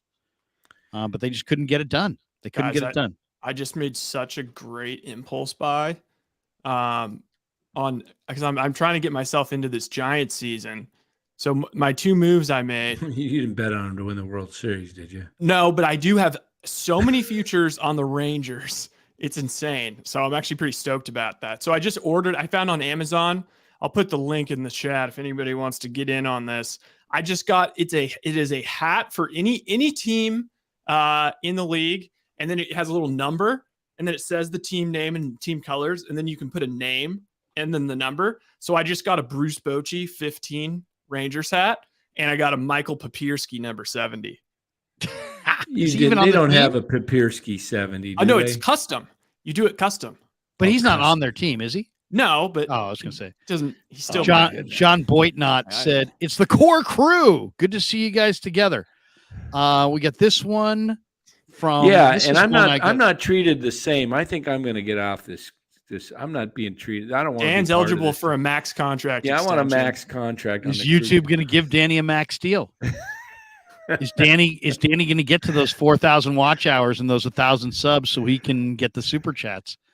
Cosmo says, "Don't understand Kapler pulling Alex Wood 1 out away from a qualified game for the W. I know Wood was in a pitch count, but come on, let Wood finish." Seriously, he's done this 3 times this year that I can think of. He was at 72 pitches. You think 3 or 4 more pitches is going to do him in? It's like, go Kapler, go into the goddamn clubhouse and make yourself a fucking sandwich. Do whatever you got to do. I mean, seriously, go study your hand tattoo for 90 seconds. Seriously, I mean, are you trying to have the players have a mutiny against you? Do you want Alex Wood, one of the veteran leaders on the team, to hate you? Because that's what it seems like. I mean, what's he doing? Why would he do that? He's done that multiple times this year. Yeah, pulling Wood and then not letting him finish. I mean, it's why? You don't Danny, explain it to us. Why is Kapler pulling his starter after 4 2/3? I've heard managers when I was a kid say, the reason that we lost that game is, I wanted to let him stay in for the victory, and he just couldn't get out of that 5th inning, and but that used to be the way it was. You let a guy go. What you do is he was on a 60 to 70 pitch count because he was working his way up from his rehab starts down at Sacramento. I think you walk out to the mound at that point and say, "Hey, look, I want you to stay in because I want you to get, eligible for the W, but I'm also concerned, I don't want to push you too far because, the trainers told me 60 to 70 pitches. You're at 72. But that is so fucking stupid. Do you know how many times? I mean, if anybody's ever jogged, have you guys ever jogged? Yeah. Jog. Unfortunately, yes. Okay. Yeah. Have if you jog, let's say you jog the same distance every time. Let's say it's 2 miles. Some days you can jog and you get to the end of the 2 miles and you're like, I could do that again. Other days, every 20 yards feels like you're pulling teeth. It's like, oh my God, I'm never going to make it. Never going to get to the 2 mile mark ever. But there's other times when you're like, man, that was a breeze. I could go run 4 more miles. The point is this: you don't feel the same every day. You feel differently most of the time. Right. So this idea that every single time you go out there, you have exactly the same amount of energy in this, and you should be handled and managed the exact same way. That makes no sense. I don't understand also why, I mean, you're talking 70 pitches, but you're also talking, what about all the warm-up pitches in between innings? What about all the, pitches you did in the, to warm up in the bullpen, before the game for 15, 20 minutes before the start? And this analogy is that like when you're jogging and then you get to a stoplight and then you kind of do that sort of jogging in place thing where you're half jogging, just keeping warm. Yeah, I mean, I don't understand why you couldn't have just said, hey, you got one more batter to get the win. I want you just to throw BP like you're throwing BP. Don't overdo it. You're 70, just groove them in there and see if we can get an out. I mean, don't you want to do right by your players? I mean, what happened to, I help them make money and they run through walls for me because I'm helping them make money for their families. He's got to know that all these guys have incentives in their deal about wins and innings and everything else. You're going to yank them out in with one out to get a qualify for a victory. Yeah, and it makes no sense. They were up 6-2, so it was obvious they had a very good chance odds wise of winning that game. Phillies had basically, they were down to 13 outs, at that point. So he deserved the W. I mean, absolutely deserved the W. AMD says, have the Giants even swept a team yet? I'm not sure. Have they, Dan? No. Wait. Yes. They swept because they won a 5 in a row. So who'd they sweep? I can look it up real quick here. Yeah, I don't know. I don't remember them sweeping anybody. They won 5 in a row. They at home. I think they swept. Let's see. Somebody will probably beat me to it in the chat. They swept. While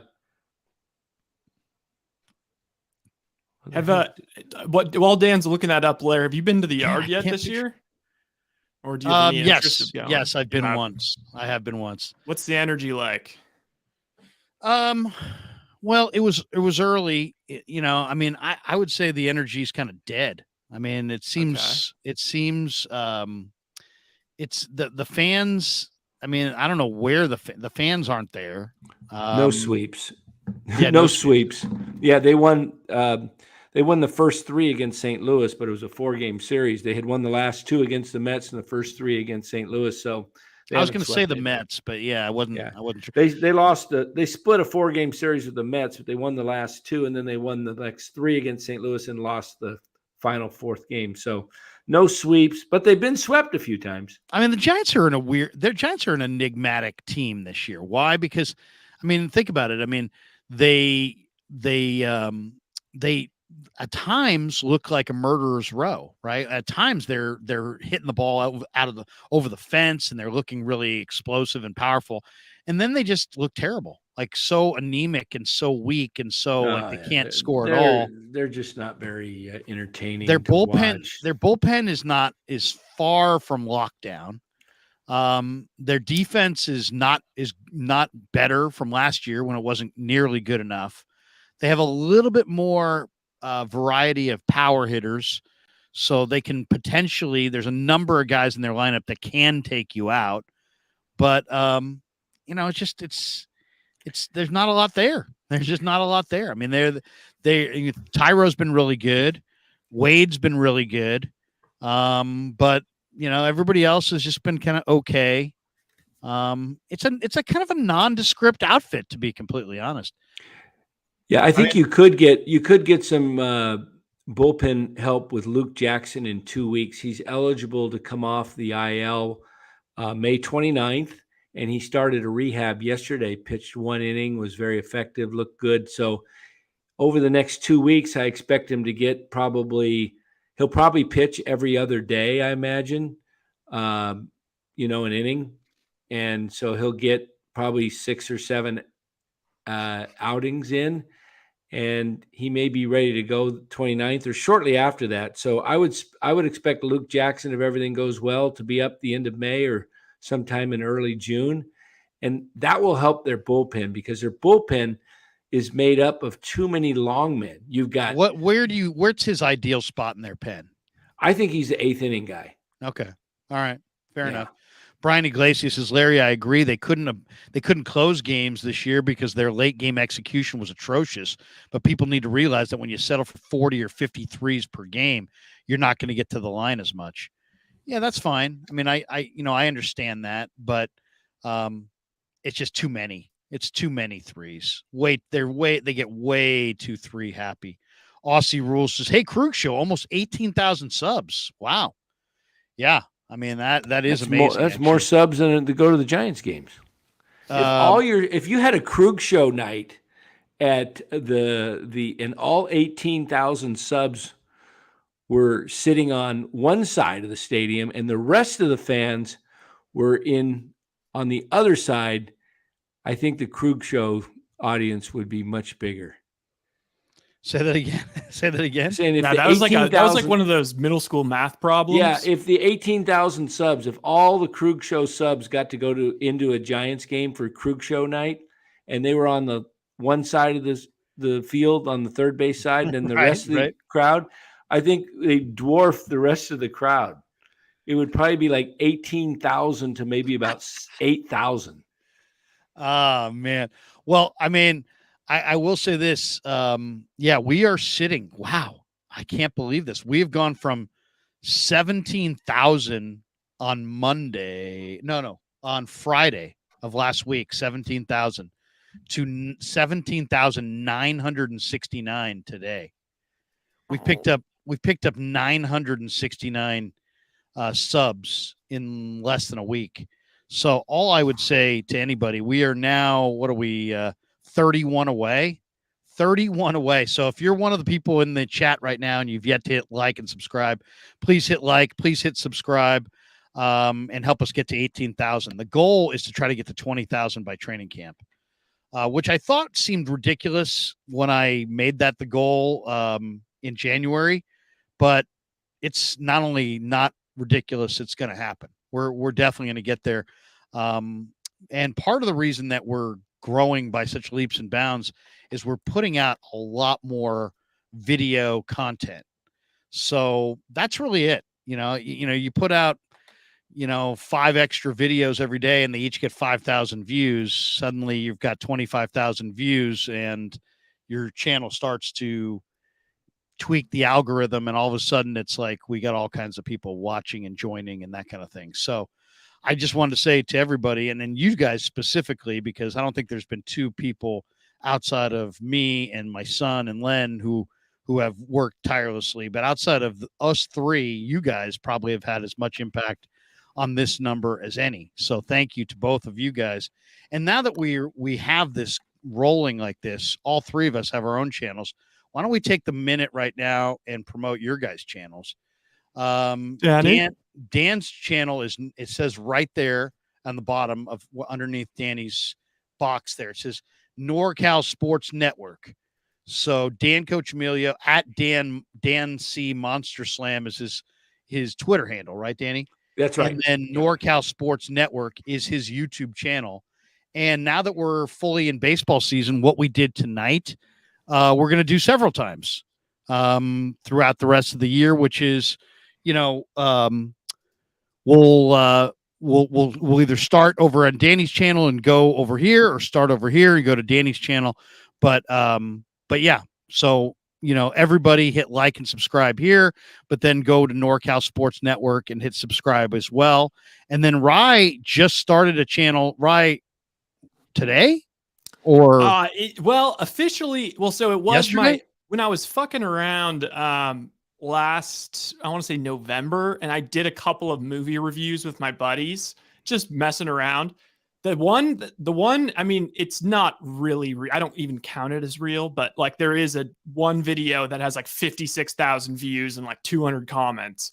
And it's just because we somehow tapped into the Indian market, the market in India, because we did review to like the biggest movie in India's history.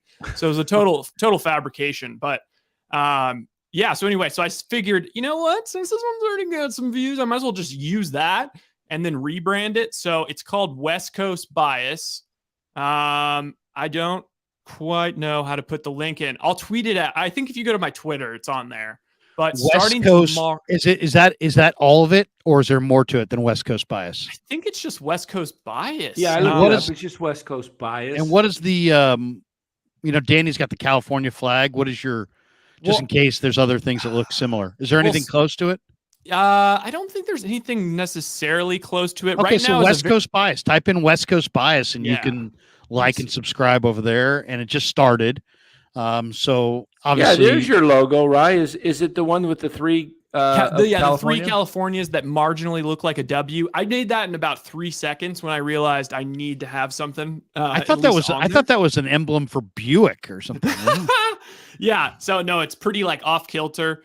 Yes. That's what I whipped together. Something better will be coming. But as of right now, I'm taking it easy. I'm easing in. I'm going to limit streams to like an hour. But ultimately, once I get more into the sports zone, I want to be doing something Monday, Wednesday, Friday. I don't know what it's going to be. But then, Tuesday, Thursday is just going to be strictly movies, TV. We're talking Succession. We're talking Air on Tuesday for the first show, and it's just with my buddies. So yeah, stop by, and that would be cool. Yeah, absolutely. Remix channel says Alex Wood was injured according to Krueg. Oh, geez. Injured after 4 2/3. I would beg not. I would say no. Val Ramos says Larry loves the setup with the Niner flags. Bang, bang, Niner gang. Yeah, I've got all these Niner flags. You see all my Niner flags. I've got some from the UK. I've got some from Wayne Breezy sent me the nitty gritty Niner flag off to my left shoulder. Oh, but I got a bunch of Niner flags in the studio, and we're trying to make the studio look a little bit better for sure. Yeah, there you go. Rye's got the same flag. That's Lee Gowland, who we just had on the show last week. Joe Schmo says Larry is deep in Niner swag. Deep in Niner swag. We got this one from Aussie Rules. He says, R.I.P. Vita Blue. Well, the A's have a new home in Las Vegas on the Strip. Yes, definitely R.I.P. Vita Blue. Great man. Great guy. One of my favorites. Brian Iglesias said the Giants said they had at least 20,000 tonight. Barely looked like it was 10,000 in the stands. Yeah. I'm not buying that at all. Brandon Graham is just the Eagles defensive end. He says, beyond the incentives, these guys are competitors. Gabe is not. He stands there with his designer frames, his hand tattoo, oversized winter coat, and double bag look while he cheats his guys. Well, I don't know. Danny, your thoughts on Brandon? Brandon what? Yes, I too agree. Oh, that one. Okay. Beyond the incentives, these guys are competitors. Gabe is not. He stands there with his designer frames, his tattoo over his well, I think Kapler is strange. He's different, but he's a competitor. He's you don't get to that level without being a competitor. On a scouting scale of 20 to 80, what would you rate that pork chop? Aussie Rules says, and if you don't know what I'm talking about, I'm sorry, I'm not going to give it away. Aussie Rules says, Larry, great takes on the Dubs on 95.7 The Game today with Willard. I appreciate that. Appreciate you. Hey, the Niners rookies chose their numbers. Did you see the numbers that the guy, or does anybody even care about that? Well, I saw Jalen Graham was 50, right? Yeah. What's interesting is Ronnie Bell took Jimmy G number 10. Yeah. Yeah. By the way, Ronnie Bell doesn't look like much, But then when I saw him in practice the other day, and he didn't look very good. Like he's kind of small, he's not very fast, not very big, doesn't look like much. Then you get to the team portion. The guy caught like 5 balls, and 3 of them were like elite catches. That guy's got big time hands. I still don't think he's going to make the team, but his hands are unbelievable. Bigger than 9? I don't know if they're bigger than Danny's. Danny's got those big meat hooks, but like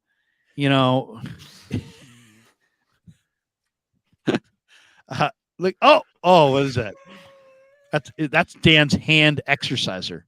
That actually looks like a tripod, but it's a gigantic desert spider. Are you sure that goes in your hand? Or that right there is the Tempe tarantula. Yeah. And it looks really benign, but it's very, very serious. Has there ever been any coconut oil on that? John Mernon, because Krueg was all business today with Willard. These 4-hour radio shows are tough.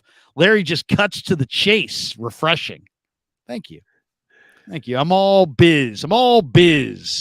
Hey, didn't Wisnowski used to be number 4, the punter? My boy Mitch. Wasn't my turn. I thought he was 4. But Jake Moody's going to be number 4. I'm surprised he didn't take 13. Is that not available? That's Purdy, dog. That's Purdy. Oh, that's right. Hey. It's Mr. Relevant right there. Yes. I got the Mr. Relevant shirt on. Do you like my Purdy shirt? There we go. Like that? Though it does look like Alabama uniform. Yeah, what it? That's well. It was probably because I bought it at Dick's Sporting Goods, and probably Dick's didn't have like the licensing deal. So they just put together all these. We got to put a Purdy shirt. We'll just put them in a red, thing. Can't put an emblem on there. Can't put Niners. I got a prediction for you, Larry. You've been watching. Yeah. You've been watching Niners mini rookie camp. Yeah. Tell me, makes the team, cut, or makes the practice squad? Okay. Go ahead. Who? Oh, all of them? Well, I'll go through all of them. Okay. Some of them are going to be easy. Jake Moody, he makes the team, right? Yeah. Makes the team.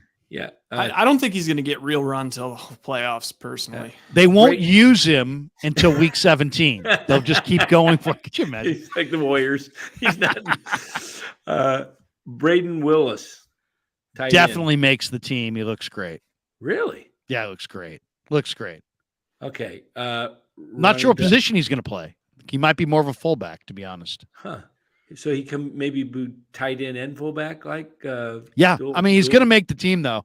I would say he's going to take Dwelly's. That's a kid from Oklahoma, right? Yeah. Okay. He's probably going to take Ross Dwelly's spot. It would be my guess. Okay. Ronnie Bell? No, he will not make the team, but he will make the practice squad. Okay. This one's an easy one. Jair Brown. He will be cut. No. Yeah. No, he'll make it, and I think he'll start over Tayshaun Gibson before middle of the season. Okay. Daryl Luter. Jr. He makes it, and I think he starts week 1 over Diamador Lenore. He looks great, actually. Luter looks great. Okay. Robert Beal Jr., the defensive end. He's going to make it as well, and he's going to make the active roster, but I think he's probably not going to make a huge impact right away. But he's going to make the roster. Okay. Jalen Graham? Definitely makes the roster. Really good player. D. Winters? Definitely makes the roster. Makes the roster. Which makes it really tough because, as Rye knows, last year they had Orrin Burks, Demetrius Flanagan Fowles, and Curtis Robinson. They had 3 really top-tier special team linebackers. Now with Graham and D. Winters and Marcelino coming back, I don't think that they can keep all those special teamers. They're probably going to have to choose between those 3. They might have to cut one of those guys or trade one of those guys. And then, of course, this guy should make it. Latu, the tight end from Alabama. Yeah, he doesn't look like much to me, but I think he'll make it. Okay, so that's 1, 2, 3, 4, 5, 6, 7, 8 of them making it. 8 of the 9. Plus, you've got the free agent, the kid from. What do you think about the kid from North Dakota State? Oh, well, Wagee. Oh my God, Wagee, Rye, you got to see Wagee. The Niners have this kid from North Dakota State, Spencer Wagee. his 10-yard split was 166. To put that in for you non-scout people who don't care about the 10-yard split or don't. Well, his was 155, but Alden Smith's was 166, and Kalijah Cansey, who was the number one defensive tackle at the combine this year, had a 164, and he's 280 pounds. This guy's 300 pounds and had a 166. And if you watch him on the practice field, it's crazy how athletic Spencer Wege is. All I got to say is I don't know what he's going to be, but I'm going to watch him intently this summer, and he's going to be terrific. I really think he's and watch the interview I did with him from his farm in South Dakota. I mean, this guy's the real deal. Outstanding prospect. That was a great undrafted free agent. So you got 8 rookies, and maybe him, Wege, you think he might have a shot? Yeah, he's definitely got a shot. So who's going to holdovers? Well, they lost a lot of guys in free agency, though. They lost Ebukam and Amenahue and Jordan Willis. Yeah, I'm just wondering what their I'm just going to look up their actual. Do they have 90 on the roster right now, roughly? Hold on a second. I have it on the kitchen table. Let me grab my roster. Talk amongst yourselves for a second. All right. Okay, this segment's called Selfish Corner. All right, Dan, I have a few things to throw your way and the this great audience that can give me some great feedback. I'm prone to making sometimes impulsive and dumb decisions, as you all know. And so I've got a couple things for the channel that I want to throw you guys' way. The first one, this would be shocking. Possibly not. Actually, not that shocking, but would be interesting. So I was thinking, my name is too damn common. How do I possibly differentiate myself in terms of like just being Ryan Smith out there? There's a Ryan Smith that's on ESPN already. There's a Ryan Smith that's an owner of I think he's the owner of the Jazz. There's a million Ryan Smiths. Could make me quite anonymous in maybe a good way, and I just hide behind the West Coast bias thing. I was thinking maybe Rye, but then I was thinking, I don't know. That kind of sounds like my mom's talking to me. And then I was thinking, well, there's a million Smitties out there and Smiths. I got one for you. Middle name is Alexander. I would not go Alexander, but would I, in honor of R.A. Dickey, because I was reading this book on H.H. Holmes, and I was like, damn, they used to have good names back then. They used to just go initial last name. What do you think about R.A. Smith? R.A. Smith, that's not R.A. bad. And then just going by R.A. R.A., yeah, like R.A. Dickey, yeah. How about R.A. Smith or Ryans? Well, Smitty, Werben, Henman, Jagerman, Jensen for all you SpongeBob fans. Smither Ryans. Smithereens. Smither Ryans, I like it. It's kind of like, just reverse everything. But hey, have you listened to Smither Ryans? Yeah, it's either that or like, and then my middle name, I just have never, I'm not an Alex. And then I'm all of a sudden, I'm Alex Smith. That's no better. I could be Alex Xander. Smith, that's right. And then hey, you were born what, in 90 what? 5. 90, okay, so yeah, Alex hadn't come around till like 06, 05, 06 for the Niners, yeah. Yeah. That's fine. It's the good news, I've got the LLC for West Coast Bias. I guess it is at West Coast Bias Network right now. I think that we're all just addicted to putting network after, even though it's basically just me and buddies right now. But yeah. And then the other thing is I don't have any commercials. So I was thinking, wouldn't it be kind of funny if I just made my own bizarre commercials just for stuff that's random, but just act as though they're real and then play the spots while I have to go take piss breaks / transition topics? Like I don't know if any of you guys have seen Always Sunny. What happened? Like what happened? What you said? Oh, I'm just bouncing ideas off the audience. I said that this segment's called Selfish Corner, and I just started asking questions for my channel. I have one of these things. I'll show you what I got here. Let me show you. This is one thing. Mr. Rye Element. We got this too, Rye Element. Do you see? Oh, that's leave pretty some good. more comments. Yeah, back in a few minutes. So you could do that, like if you were doing a solo show and you wanted to duck in duck Right. out. Oh, I got a funny one.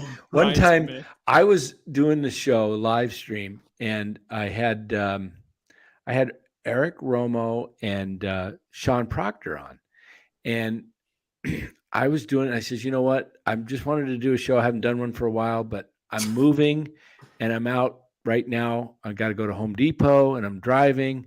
I said, so you guys carry the show. So I just listen, and I'm driving to Home Depot. I get to Home Depot, and I'm inside, and I hear, and I think Romo had already had to leave, and so Proctor has to go take care of his baby. And I'm like, he goes, Dan said he'll be back shortly, because I had texted him. I says, I'm almost out of Home Depot. I'll be there in 10 minutes.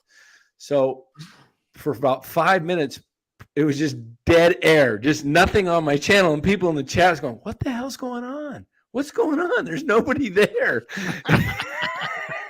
Wait, Larry. And I had the controls to close the stream out. No one else could close it out. So I'm like loading my vehicle at Home Depot with some heavy stuff in the back of the truck, and I can hear like the baby crying in the background, but nobody's in the video. If it was like Curb Your Enthusiasm, you would have like hired one of those like day workers at Home Depot to run home and man the stream. So I finally get back on, and I'm just like, all right, we're gonna kill this. But it was kind of weird. But wait, Larry, did you hear about what happened? So I was using Dan's StreamYard because I'm a broke boy right now. Right. And I was like, I just tried to do a test run. Like, the stream was meant to be immediately deleted after, but I was like, I wanted to get my buddies on just to kind of feel a flow, to take some notes on like what went good, went bad. And right before the thing went, just as kind of a gag, I was like trying to think of what to call it.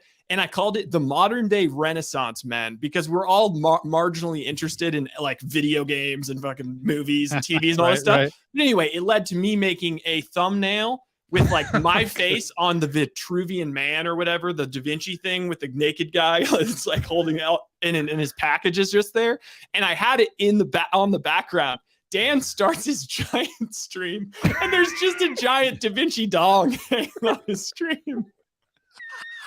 I was like, I'm going on there. I was like, how do I change it? I don't know. Oh man, I need the giant, and I'm so technically challenged, and all of a sudden I looked in the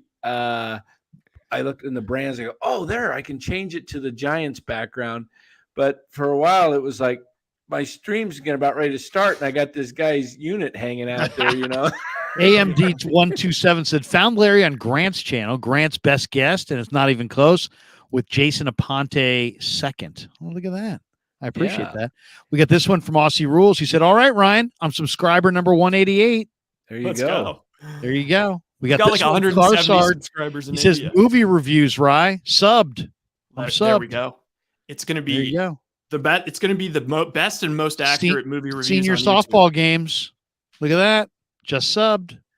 Awesome. You guys better be subscribed to NorCal Sports Network. Actually, you can only subscribe to one or the other. Yeah, one or the other. We got this one. Gabriel, he says, Larry's stream limits 4 hours. LOL. I love it. Hey, I got to put the training wheels on. There's a name for you, HR. Did you see what HR says in the chat there for a name? Wait. HR says, Larry, what was your pregame ritual? Meal ritual? Oh, let's see. Oh, Riddle Ryan. Jeez, that's bad. We got this one. We got this one from Tim Donaghy's crew. He says, Larry with the gold miner helmet, though. OG. That's right. You can see that gold miner helmet right there. Let's see here. Eric says, I missed the salt of Cyrus. Yeah. Cy was getting super salty. Let's see. I'm still waiting for the invite to the Locked On Warriors. Something tells me you have to wait a while. To Locked Out Warriors. Locked Out, yeah. Gabriel Lopez says, you just need some dark light now, Larry, and a waterbed. LOL. Waterbed. HR, what was your pregame meal ritual? I had a waterbed years ago. 2 of them, actually. It's like, oh, my goodness. You had a waterbed? I did. I had a waterbed in my 20s. I mean, those things, I don't know. How do you even stay asleep in that? I don't know. Did it work? Yeah, but the nice thing about it, they're warm. You can heat them up. I feel like Yeah, I pee my pants every night. I never liked a waterbed, man. It seems like every time it has too much give. Every I can't time even believe you it. turn, I you're put like, my I had my daughter, my oldest daughter, when she was like 3 or 4, we had a waterbed for her. And I'm thinking today, I'm like, what an idiot. What if that thing popped or something and she just drowned? Nicole the Fifth says, Larry, if you hear Willard hyping Kapler up, you sock him for us. Oh God. Oh man. How about Bo? Is there any talk like have you guys been doing any talk about how it's just crazy that the Rangers are just on a heater? We haven't done a lot of baseball, period. We've been doing a lot of football, a lot of basketball. Who's your daddy? Love it. Who's your daddy? Get it? Says Ronnie Bell, best hands on the team? I would say yes. What about Tay the Martin kid? has got Yeah, great Tay hands. Martin. What about him? Tay Martin's got great Big hands. play. Nicole's mad at Tolbert. She said Tolbert's a jerk.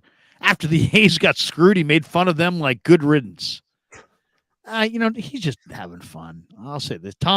You say what you want about Tom. He's not a jerk. He's a good dude.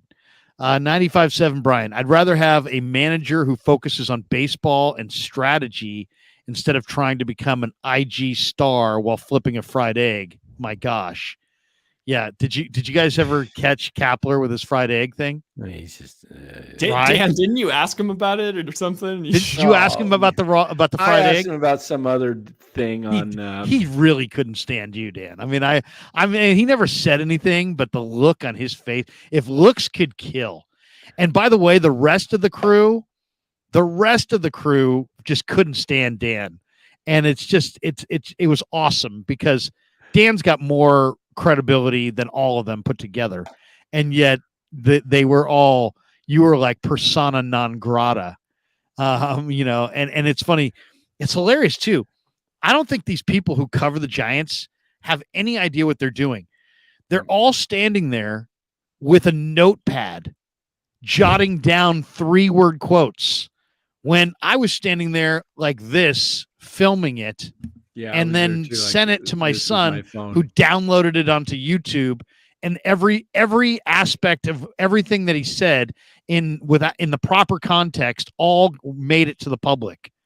So why would anybody sit there and write down 3 words and try to put together a quote 6 hours later for some article in some newspaper? I mean, it's just like,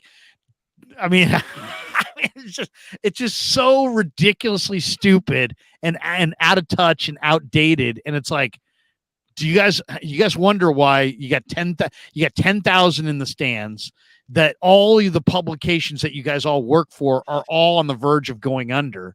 I'd be shocked if any of the people that were covering the Giants this spring, or even there 2 springs from now, covering the same team, because almost all of their entities are drying up like the Sahara. Yeah. Newspapers gone. NBC Sports Bay Area hemorrhaging. It's amazing that people are sitting there jotting down quotes on a pad to go write an article to download it to a website. It's like, what? I mean, excuse me. Do you guys want to seek out other careers? I mean, is this the goal? I mean, it's amazing. It's amazing, really, when you think the of questions they would ask. They're just yeah. One guy asked Kapler if he was homesick. Homesick. It's spring training. He's a manager. The guy makes millions of dollars a year. He's in Arizona. It's not like he's off some path in Pinnacles National Forest or something, or it's not like he's walking through some random nothing. I mean, the guy's staying in a resort in Arizona. He should be so lucky. I just can't stand the self-seriousness. Like, it's, it's like, okay, like that journalism is like some sort of like great high art of some sort. It's just like, it's weird. I mean, it's like, if you do any like looking back, it's like, it's always been this way. It's always been like fucking kind of bullshit. And it's like, you're better off putting it all out on the line like you are, Lair, like I'm hoping to do, and just freaking, get people that want to hang with you. It's so much easier. Well, I mean, first of all, what we do in the post game is what you should be doing in a post game. It's a bar. It's a sports bar. All what we're doing right here is just a virtual sports bar. Right. And that's all that we did during the Warriors post game. And that's all that we did during the Niners post game, which is, hey, we all just watched the game. Now let's just all talk about it without any commercials, without any limits, without anything. And are we all going to agree? No. Is it sometimes going to be sloppy? Yeah. Is sometimes we're going to repeat ourselves? Yeah. But guess what? It's worlds better than the alternative.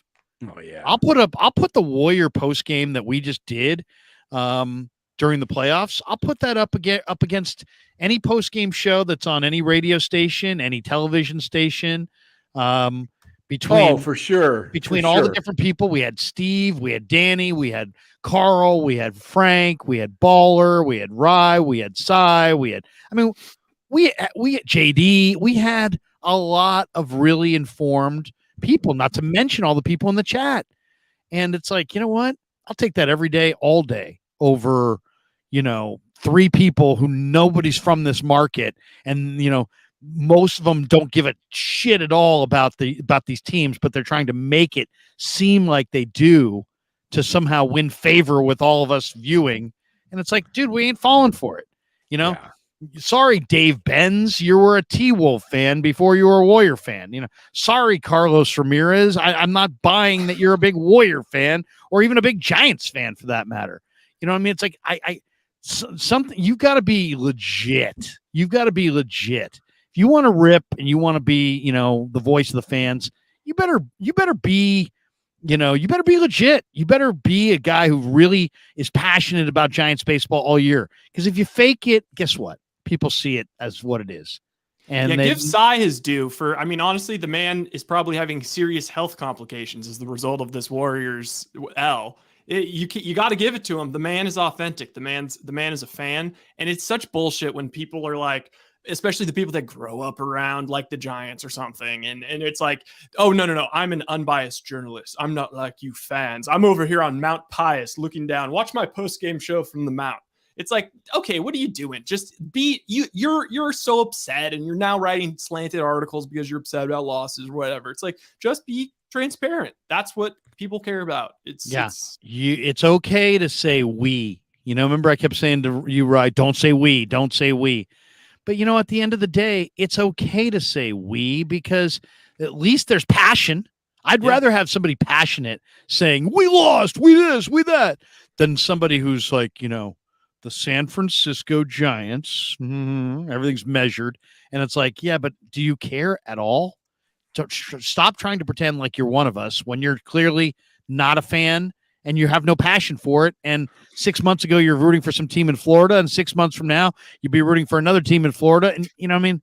It's like, yeah, it makes me think of, do you see the Invasion of the Body Snatchers with Donald Sutherland? Yeah.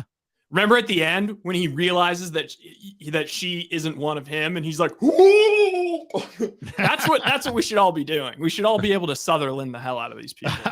Al Felipe says 5'7" J-Cor Pearson will make the 49ers. Danny Gray will be traded. I'm trying to get J-Cor Pearson on the channel. The Niners haven't signed him yet, but he played his final year at Ole Miss, and I was texting with him today. And we're going to try to get him on. Now, I'm not going to get him on until they sign him, but if after they sign him, J-Cor is going to be on, and he's fired up to be on. So I'm excited about that. We got this one from Who's Your Daddy? In camp? What's that? Is Danny Gray in camp? No, he wasn't there. Though he had the right to be, because I think first and second year players are allowed, but he wasn't there. Show up when he really needs to be there. Well, I don't know if I'll say this: Spencer Burford wasn't there. Brock Purdy wasn't there. So I'm not sure if it's only for second year players who played on the practice squad. That might have been it, because like almost all the second year players that were on the practice squad were all there. Okay. But yeah, J-Cor you got to watch this kid. He's unbelievable. I mean, he doesn't run 4.28 like they thought, but he ran like 4.4 flat, and he made a lot of big plays in the mini camp. Who's your daddy? I ran 4.28. Yeah, I'm sure you did. 20 yards. 4 hours and 28 minutes. 20-yard daddy. Who's your daddy? What about Ilm Manning? Yeah, Ilm Manning, who played left tackle for the University of Hawaii, looks great. I mean, really looked great. He was playing guard in camp, and he looks really, really good. So yeah, I'm eager to see if he can make. Do you remember did you ever do 40 time in like high school? Oh God, no. I mean, no. Well, I played, when I played, I think I ran one time. I ran a 40, and it was like 7 something. I was like a 4.8 guy, and that was considered really fast back then. And Danny, and believe me, I mean, these people are like, oh, well, I'm not that fast. I'm a 4.6 guy. No, you know what you are is a fucking liar, because then you don't understand how fast it means to be running 4.6 or 4.7. I mean, if you can stay under anything under 5, I was like absolutely 4.8, 4.9, but that was considered like. But it's not. That's slow today. There's big guys that are running 4.8 now. There's also training. Like I remember, there's kids in high school that like to get further their college stuff. It's like if they just ripped it, they would be like 4.72. But then they get all this training and they figure out the track stance and all that crap, and they can get down to like 4.59 or something. Look at this. I went out of the room for a minute. Herbal heals. Quick, let's bash Larry while he's gone. Who's your daddy? Yeah, let's gossip about Larry. Oh, that ain't fucking right. That ain't fucking right. Oh, Romo man. says, Larry, Dan, Ryan, like old times. There you go. Yay, good old times. Somebody asking about your Rise dog. Scott Fowler says. I think he's saying that should be my. Oh, because Larry, that's one of the questions I posed, was that I was thinking my name is simply too common to be a public figure. Simply. Because there's already a lot, like famous Ryan Smiths, the owner of the Jazz. There's a guy there's a couple guys actually on ESPN that are Ryan Smiths. So I was thinking, I was mulling over a few options. One option I didn't throw out there is to go full Stephen A. Smith parody and be Ryan A. Smith. But what I was saying is, what do you think about R.A. Smith? A little bit early 20th century, late 19th century. What's the A for? Alexander. That's your middle name? That's my middle name. Yeah, Also why a very not? common name. R.A. Smith. R.A. It works for R.A. Dickey. Yeah, exactly. That's what I'm saying. Wasn't he the knuckleballer for the Mets? R.A. Dickey? Yes. Yeah, R.A. Dickey. You could be, as I told him, he could be Smith or Ryans. Yeah. Just don't try to be Dan Coach Emilio Part 2. Chase Cooper says Bart has 0 homers, 550 OPS this year. Do you give up on him? I wouldn't. Guy's got bat speed, and he's improving defensively. He's been better than I thought he would be. I wouldn't give up on him. Probably do a lot better if he had a different manager, maybe too. What happened to Gary Sanchez? He got released, and I think he signed with the Yankees. And did he? Or was it somebody else? No, it was Mets. Was it Sound with the Mets? I'm not sure. I did hear that. What about Darren Ruff got released, and he's now with the Brewers. He got signed by Milwaukee today. So they DFA'd Ruff the other day. I'll tell you, if you're not following the Giants are a day-to-day operation. You better follow. If you don't like him today, don't worry, he'll be gone tomorrow. It's that kind of a thing. I went through a thing on my show last night with Romo. I said I read everybody off on the current roster. I said, whose jersey you buying? And the only conclusion we could come to was Casey Schmidt. Yeah. That's it. I mean, it's amazing. Chris Hansen said Cyrus wanted to block everybody. 95.7 Brian says, I still can't believe Cyrus wanted to run Kerr out of town. Yeah, I mean, Cyrus needs to have the donut guy on. Yeah. He's never been more vindicated. CK. That's right. CK from All-Star Donuts in Walnut Creek, who wants Kerr fired. Man, they got to fire Kerr, man. I'm like, CK, did you see the parade the other day?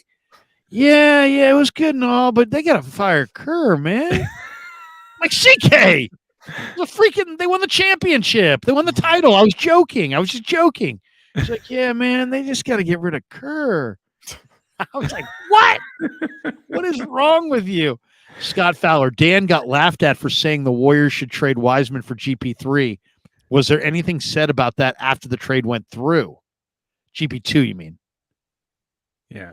There was no I think GP3. Dan did have a minor victory lap. If Maybe I he's remember, talking about but CP3? Yeah, maybe. if you could combine them, like a Yeah. hybrid. Yeah. Mark Graves says if you toss and turn on a waterbed, you'll get sick. You'll get seasick. You could. Have you guys ever used a sensory deprivation chamber? Is that what Steph uses? No, Yeah. is that a hyperbaric? Is that what the hibachi uses? No. Gilbert? So it's like Steph uses them, but it reminds me a little bit of the idea of a waterbed. I do want to try one, especially now that I'm a sober man. Kyle McKinnon. Apparently, you go into like these tanks, and it's like got enough salt in it that it and like it's the same exact temperature as your internal body temperature. So you literally feel like you can't you don't like feel any part of your body, and you just like kind of like have a crazy inward one. Steph Really? does it. Yeah. Al Felipe says, don't sleep on J-Cor Pearson, 5'7" wide receiver free agent. This is good too, Romo. The media types that cover the Giants have a perception that they are paid employees. Yeah, seriously. Yes. Seriously. Oh, man, you should. I'm not going to name names, but you could probably figure it out. That some of them just like bow to Kapler in the press conference, the presser in the dugout. They're just kind of like, Well, everybody's tiptoeing around Kapler. yeah, and they're looking. I would pay money. I would pay money to have Grant Cohn go in there and ask the kinds of questions that Grant typically asks of Shanahan. See, I wish Grant cared about the Giants, because then he could go in there and just be like, oh, that would be awesome. Even side. what the hell? Joey Bart. Hey, Gabe, Joey Bart. What the fuck? What's going on there? Why don't you like him? Just something. These loaded questions would just be awesome. And just see Kapler, just his hand tattoo would just explode, just sitting there. Ah! Yeah, he'd like turn into his hand tattoo like some sort of anime situation. Aussie rules. Rye, almost 200 subs now. Keep it going. What can I say? I'm gonna have to get back in the India market. Aussie rules told me I should lean in. Yeah, Danny's getting bent just knowing that you get 200 subs. No, I'm who's got happy. more subs between the two of you guys? Well, I already had like 170 and slowly dropping off as people realize that.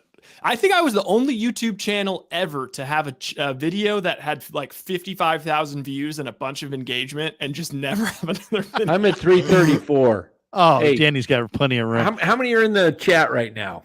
Right now, 143. Oh, come on. I can get 16 of you to join up to get to 350 tonight. Oh, Dan, I'll follow you.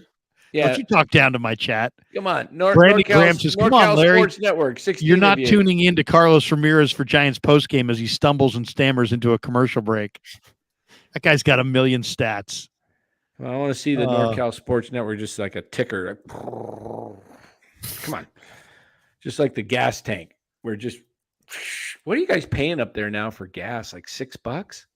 Don't ask. I try not to look. I just keep my head down. Jeez. I don't look. It just all goes on the card. I know. I fill up the whole tank and it just says there's not even a number. It just says you, sir, are now poor. I have a 33-gallon tank in my truck. Oh my God. Gosh. It's like I drive a Chevy Tahoe. My wife drives the kids around in a Chevy Tahoe, and I'll tell you, it takes over a C note.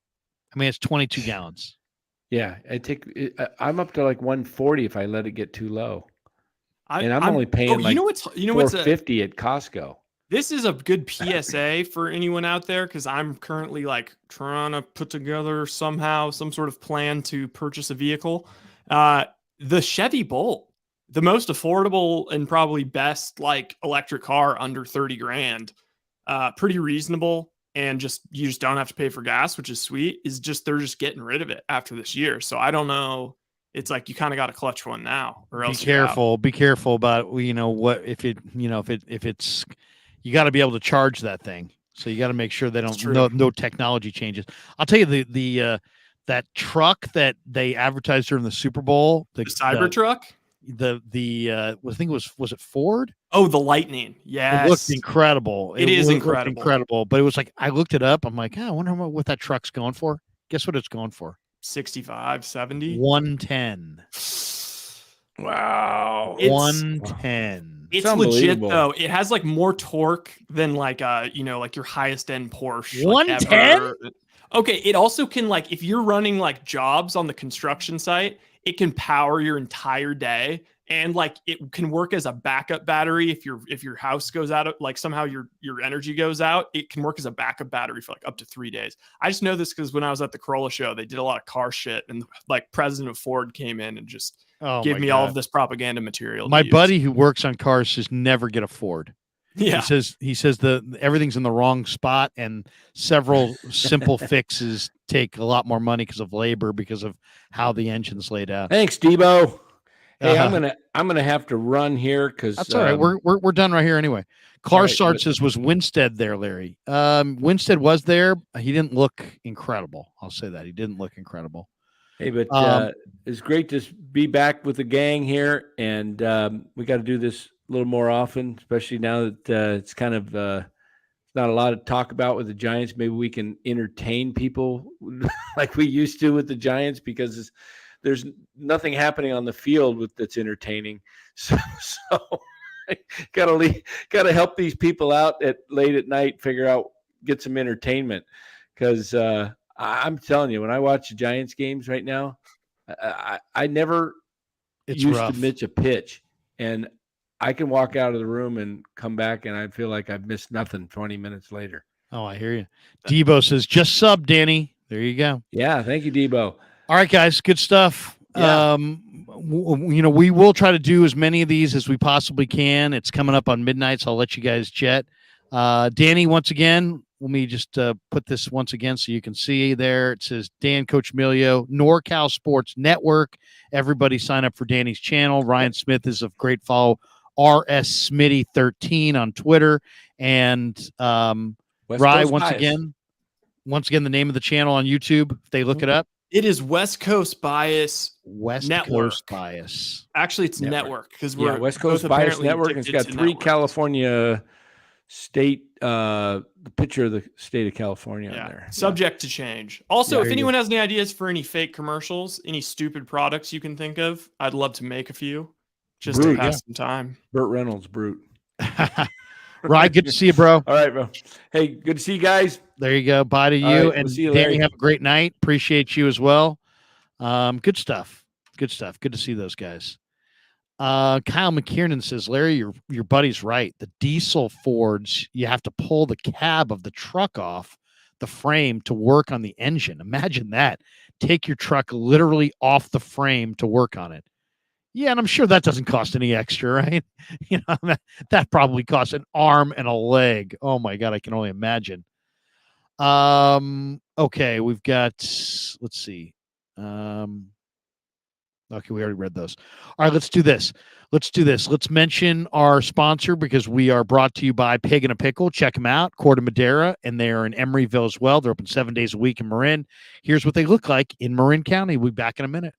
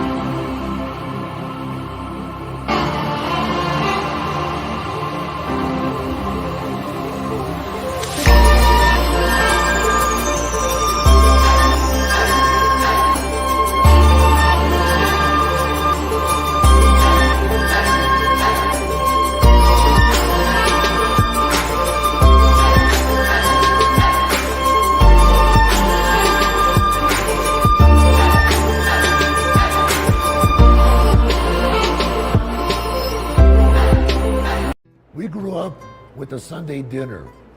That means no matter how busy you were, no matter where the hell you were, you came to dinner on a Sunday night. Yeah, Sunday dinner without sausage, it's like a church without God. You know, how can you go to church if you don't believe in God? You know, and along with the sausage also became the discussions. That was discussion night.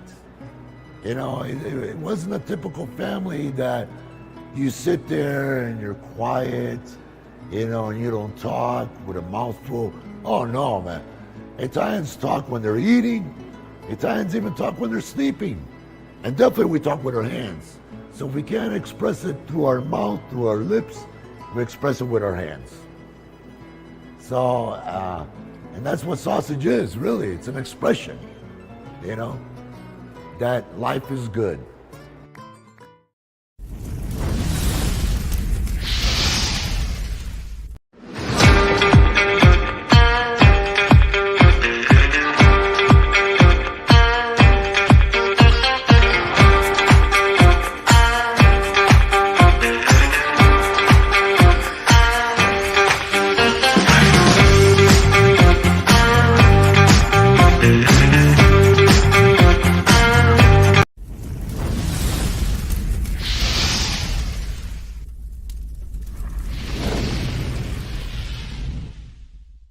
All right, we're coming down the home stretch on the Krueg show, and I'd like to thank Danny and Rye. It was good to see the crew back, and a lot of fun. I like hanging with those guys.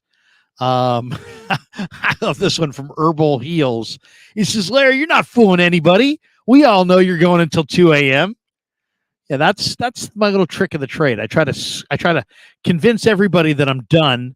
And so they leave the room, and then I turn around as soon as they're gone, and I do another show with nobody watching.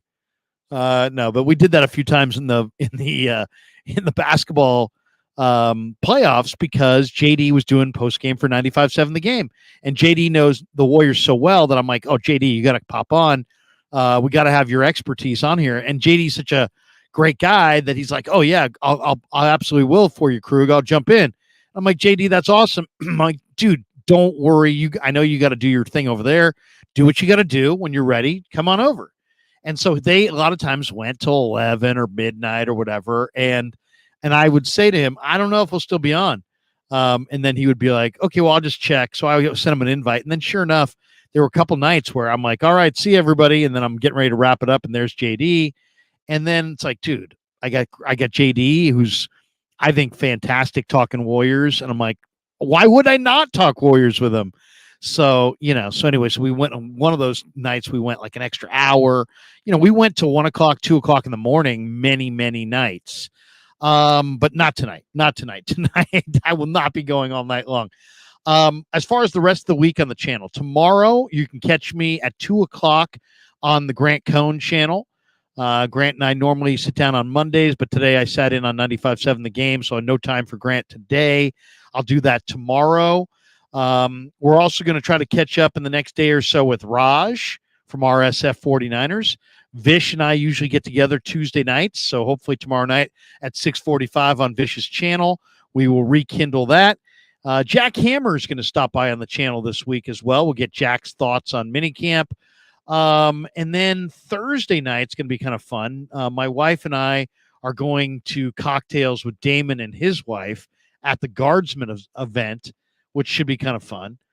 So check us out on Thursday during the Guardsman event. I don't know how you would check us out, but we'll be talking about it later this week. And then later in the week, Jack Coletto of the 49ers is going to join us. Looking forward to having a nice little dialogue with Jack. We're also trying to chase down Steve Weish, who we missed connection with Friday and today, but hopefully we'll get that going this week as well. But we got a lot going on. And then, of course, Niner Minicamp coming up next week. If you've yet to hit like and subscribe, we're exactly 30 away. We're at 17,970, 13,970. So if there's 110 people in the chat, is there 30 people in the chat who have yet to subscribe to the channel? Probably not. But if you're in the chat and you've yet to subscribe, please hit like and subscribe. It's free to subscribe. You'll just get a little alert on your phone every time we go live. If you hit like, that just helps the algorithm, helps more people find our stuff. Also, my son has been hustling his butt off putting together these videos. Now, I cut all the videos myself, but he's the one who puts up the actual footage of the players. He's the one that does the thumbnail. He's the one that does the everything that goes into it. So I just do the talking and he does the rest, and he's doing an incredible job. And because of that, we have grown this channel at a rate that is absolutely staggering. I'd be willing to guess that we are the fastest growing Bay Area sports YouTube channel there is. We don't have as many subs as Grant. We don't have as many subs as Lombardi, but we're closing. We're closing the gap. And, that old saying, or that what it says in the side of your mirror, objects in the mirror are closer than they appear. That's us right now. We have picked up over 1,500 subs in the last 4 weeks alone. We're currently we've had almost 800,000 views of our videos in the last 4 weeks alone. We've had almost 150,000 watch time hours in the last 4 weeks alone. And we are cruising up 30 subs away from 18,000 subs. We only started this channel in March of 2022. And here we are in May of 2023, 14 months later, and we have 17 going on 18,000 subs. So I just want to say thank you to all you guys, because without your involvement, we never would get there. And thanks to all the people who listened to me on the radio for all those years. Thanks for all the people who were KMBR fans who followed me over to 95.7 The Game and are now 95.7 The Game listeners. And I don't think it's coincidental, let's just say, that KMBR has not beaten 95.7 The Game even one time since I left there. And I'm not saying I'm the reason, because Matt Nahagian and Bonte and Shasky, Willard, Dibbs, Guru, Steiny, these guys are the guys who are beating KMBR, and they're doing it in every time slot and every book. And KMBR, once again, has not beaten 95.7 The Game one time since they let me go. Not once. And I really enjoy being on 95.7 The Game. I've been doing Niner pre and pre-game for them last year, filling in, and plan on continuing that. So hope you guys are big supporters of 95.7 The Game. I was on today with Mark Willard. And what can I say? I mean, they're literally the better station at this point. And I'm glad that I can even be contributing anything to their station. So I just wanted to thank all the people over there for doing an incredible job. We have a remix channel says, we'll listen to today's Willard and Krueg. Yeah, go check it out. Mark's outstanding. He's easy to work with. Chris Hansen says Larry is better than Grant. Well, Grant's got me beat on a lot of fronts. And Grant has helped me start this channel, show me the way to do it, inspire me to do it. And, I consider him a lifelong friend. And I realize not everybody likes everybody. I get it. Not everybody likes me. There's people that come up and people are like, what? Not everybody likes you? No. I would say there's an awful lot of people that don't like me. But no, I was just going to say that, whether, people are not always as they appear. There are really, really nice people who maybe the public might think of as jerks. And there's other people that are jerks that the public may think of as really nice people. So all I'll say is just remember, when you're listening to somebody on the radio or watching them on television or on YouTube, you don't really know them. And the more they kind of hide behind things like reading teleprompters or, not taking calls, not brushing with the public, you really don't know them because you're getting a very, doctored message.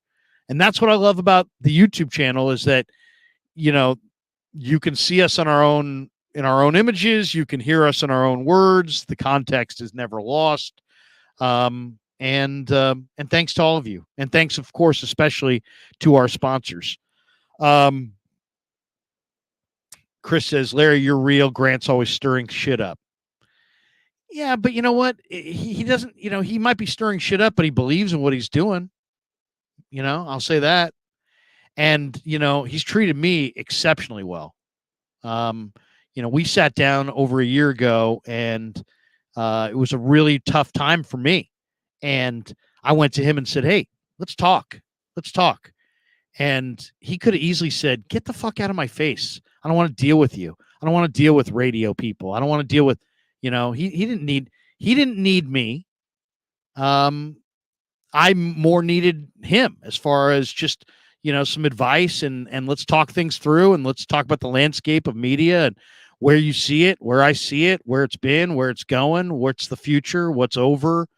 I got great respect for him. So, and I've had plenty of people who told me, don't go on with him.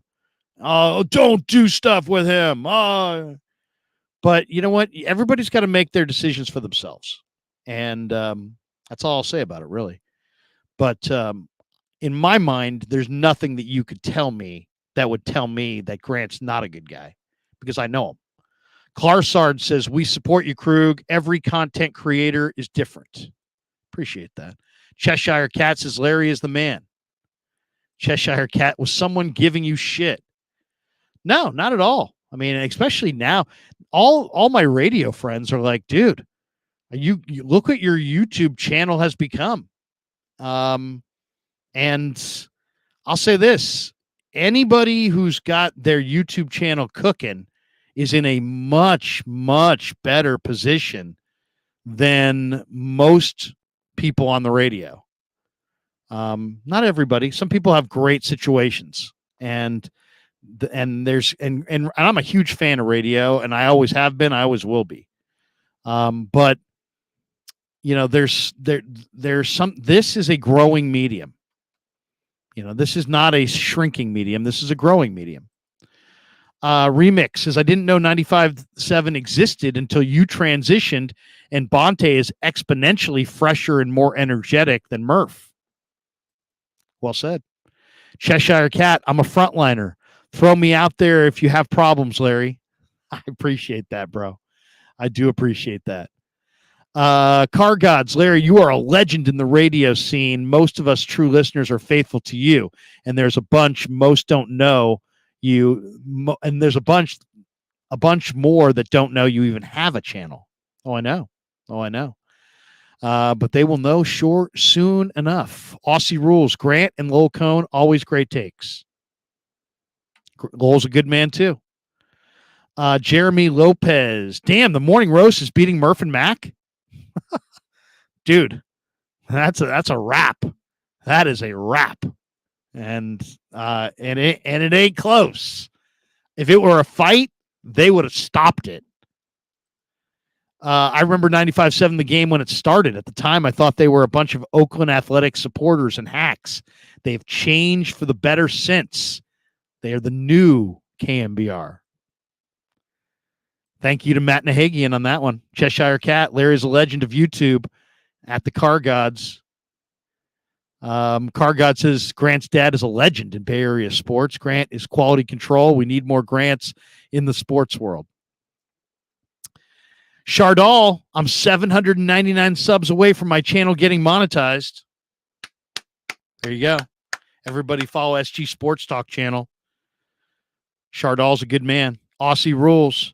Larry loved you on KMBR. Learned more about you on the Krueg show. Appreciate that. Kyle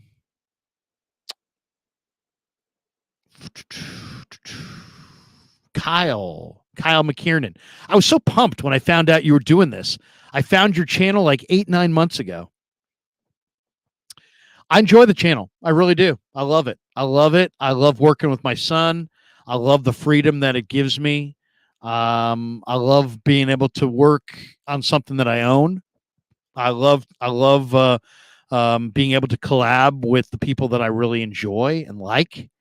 And we're just just the tip of the iceberg right now, baby. We're taking it to the next level.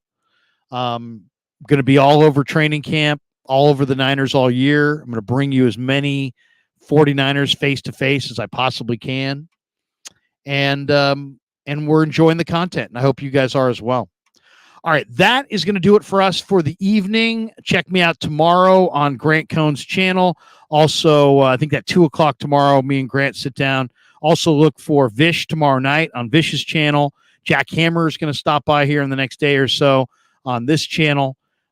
Me and Breezy hook up Wednesday at 2.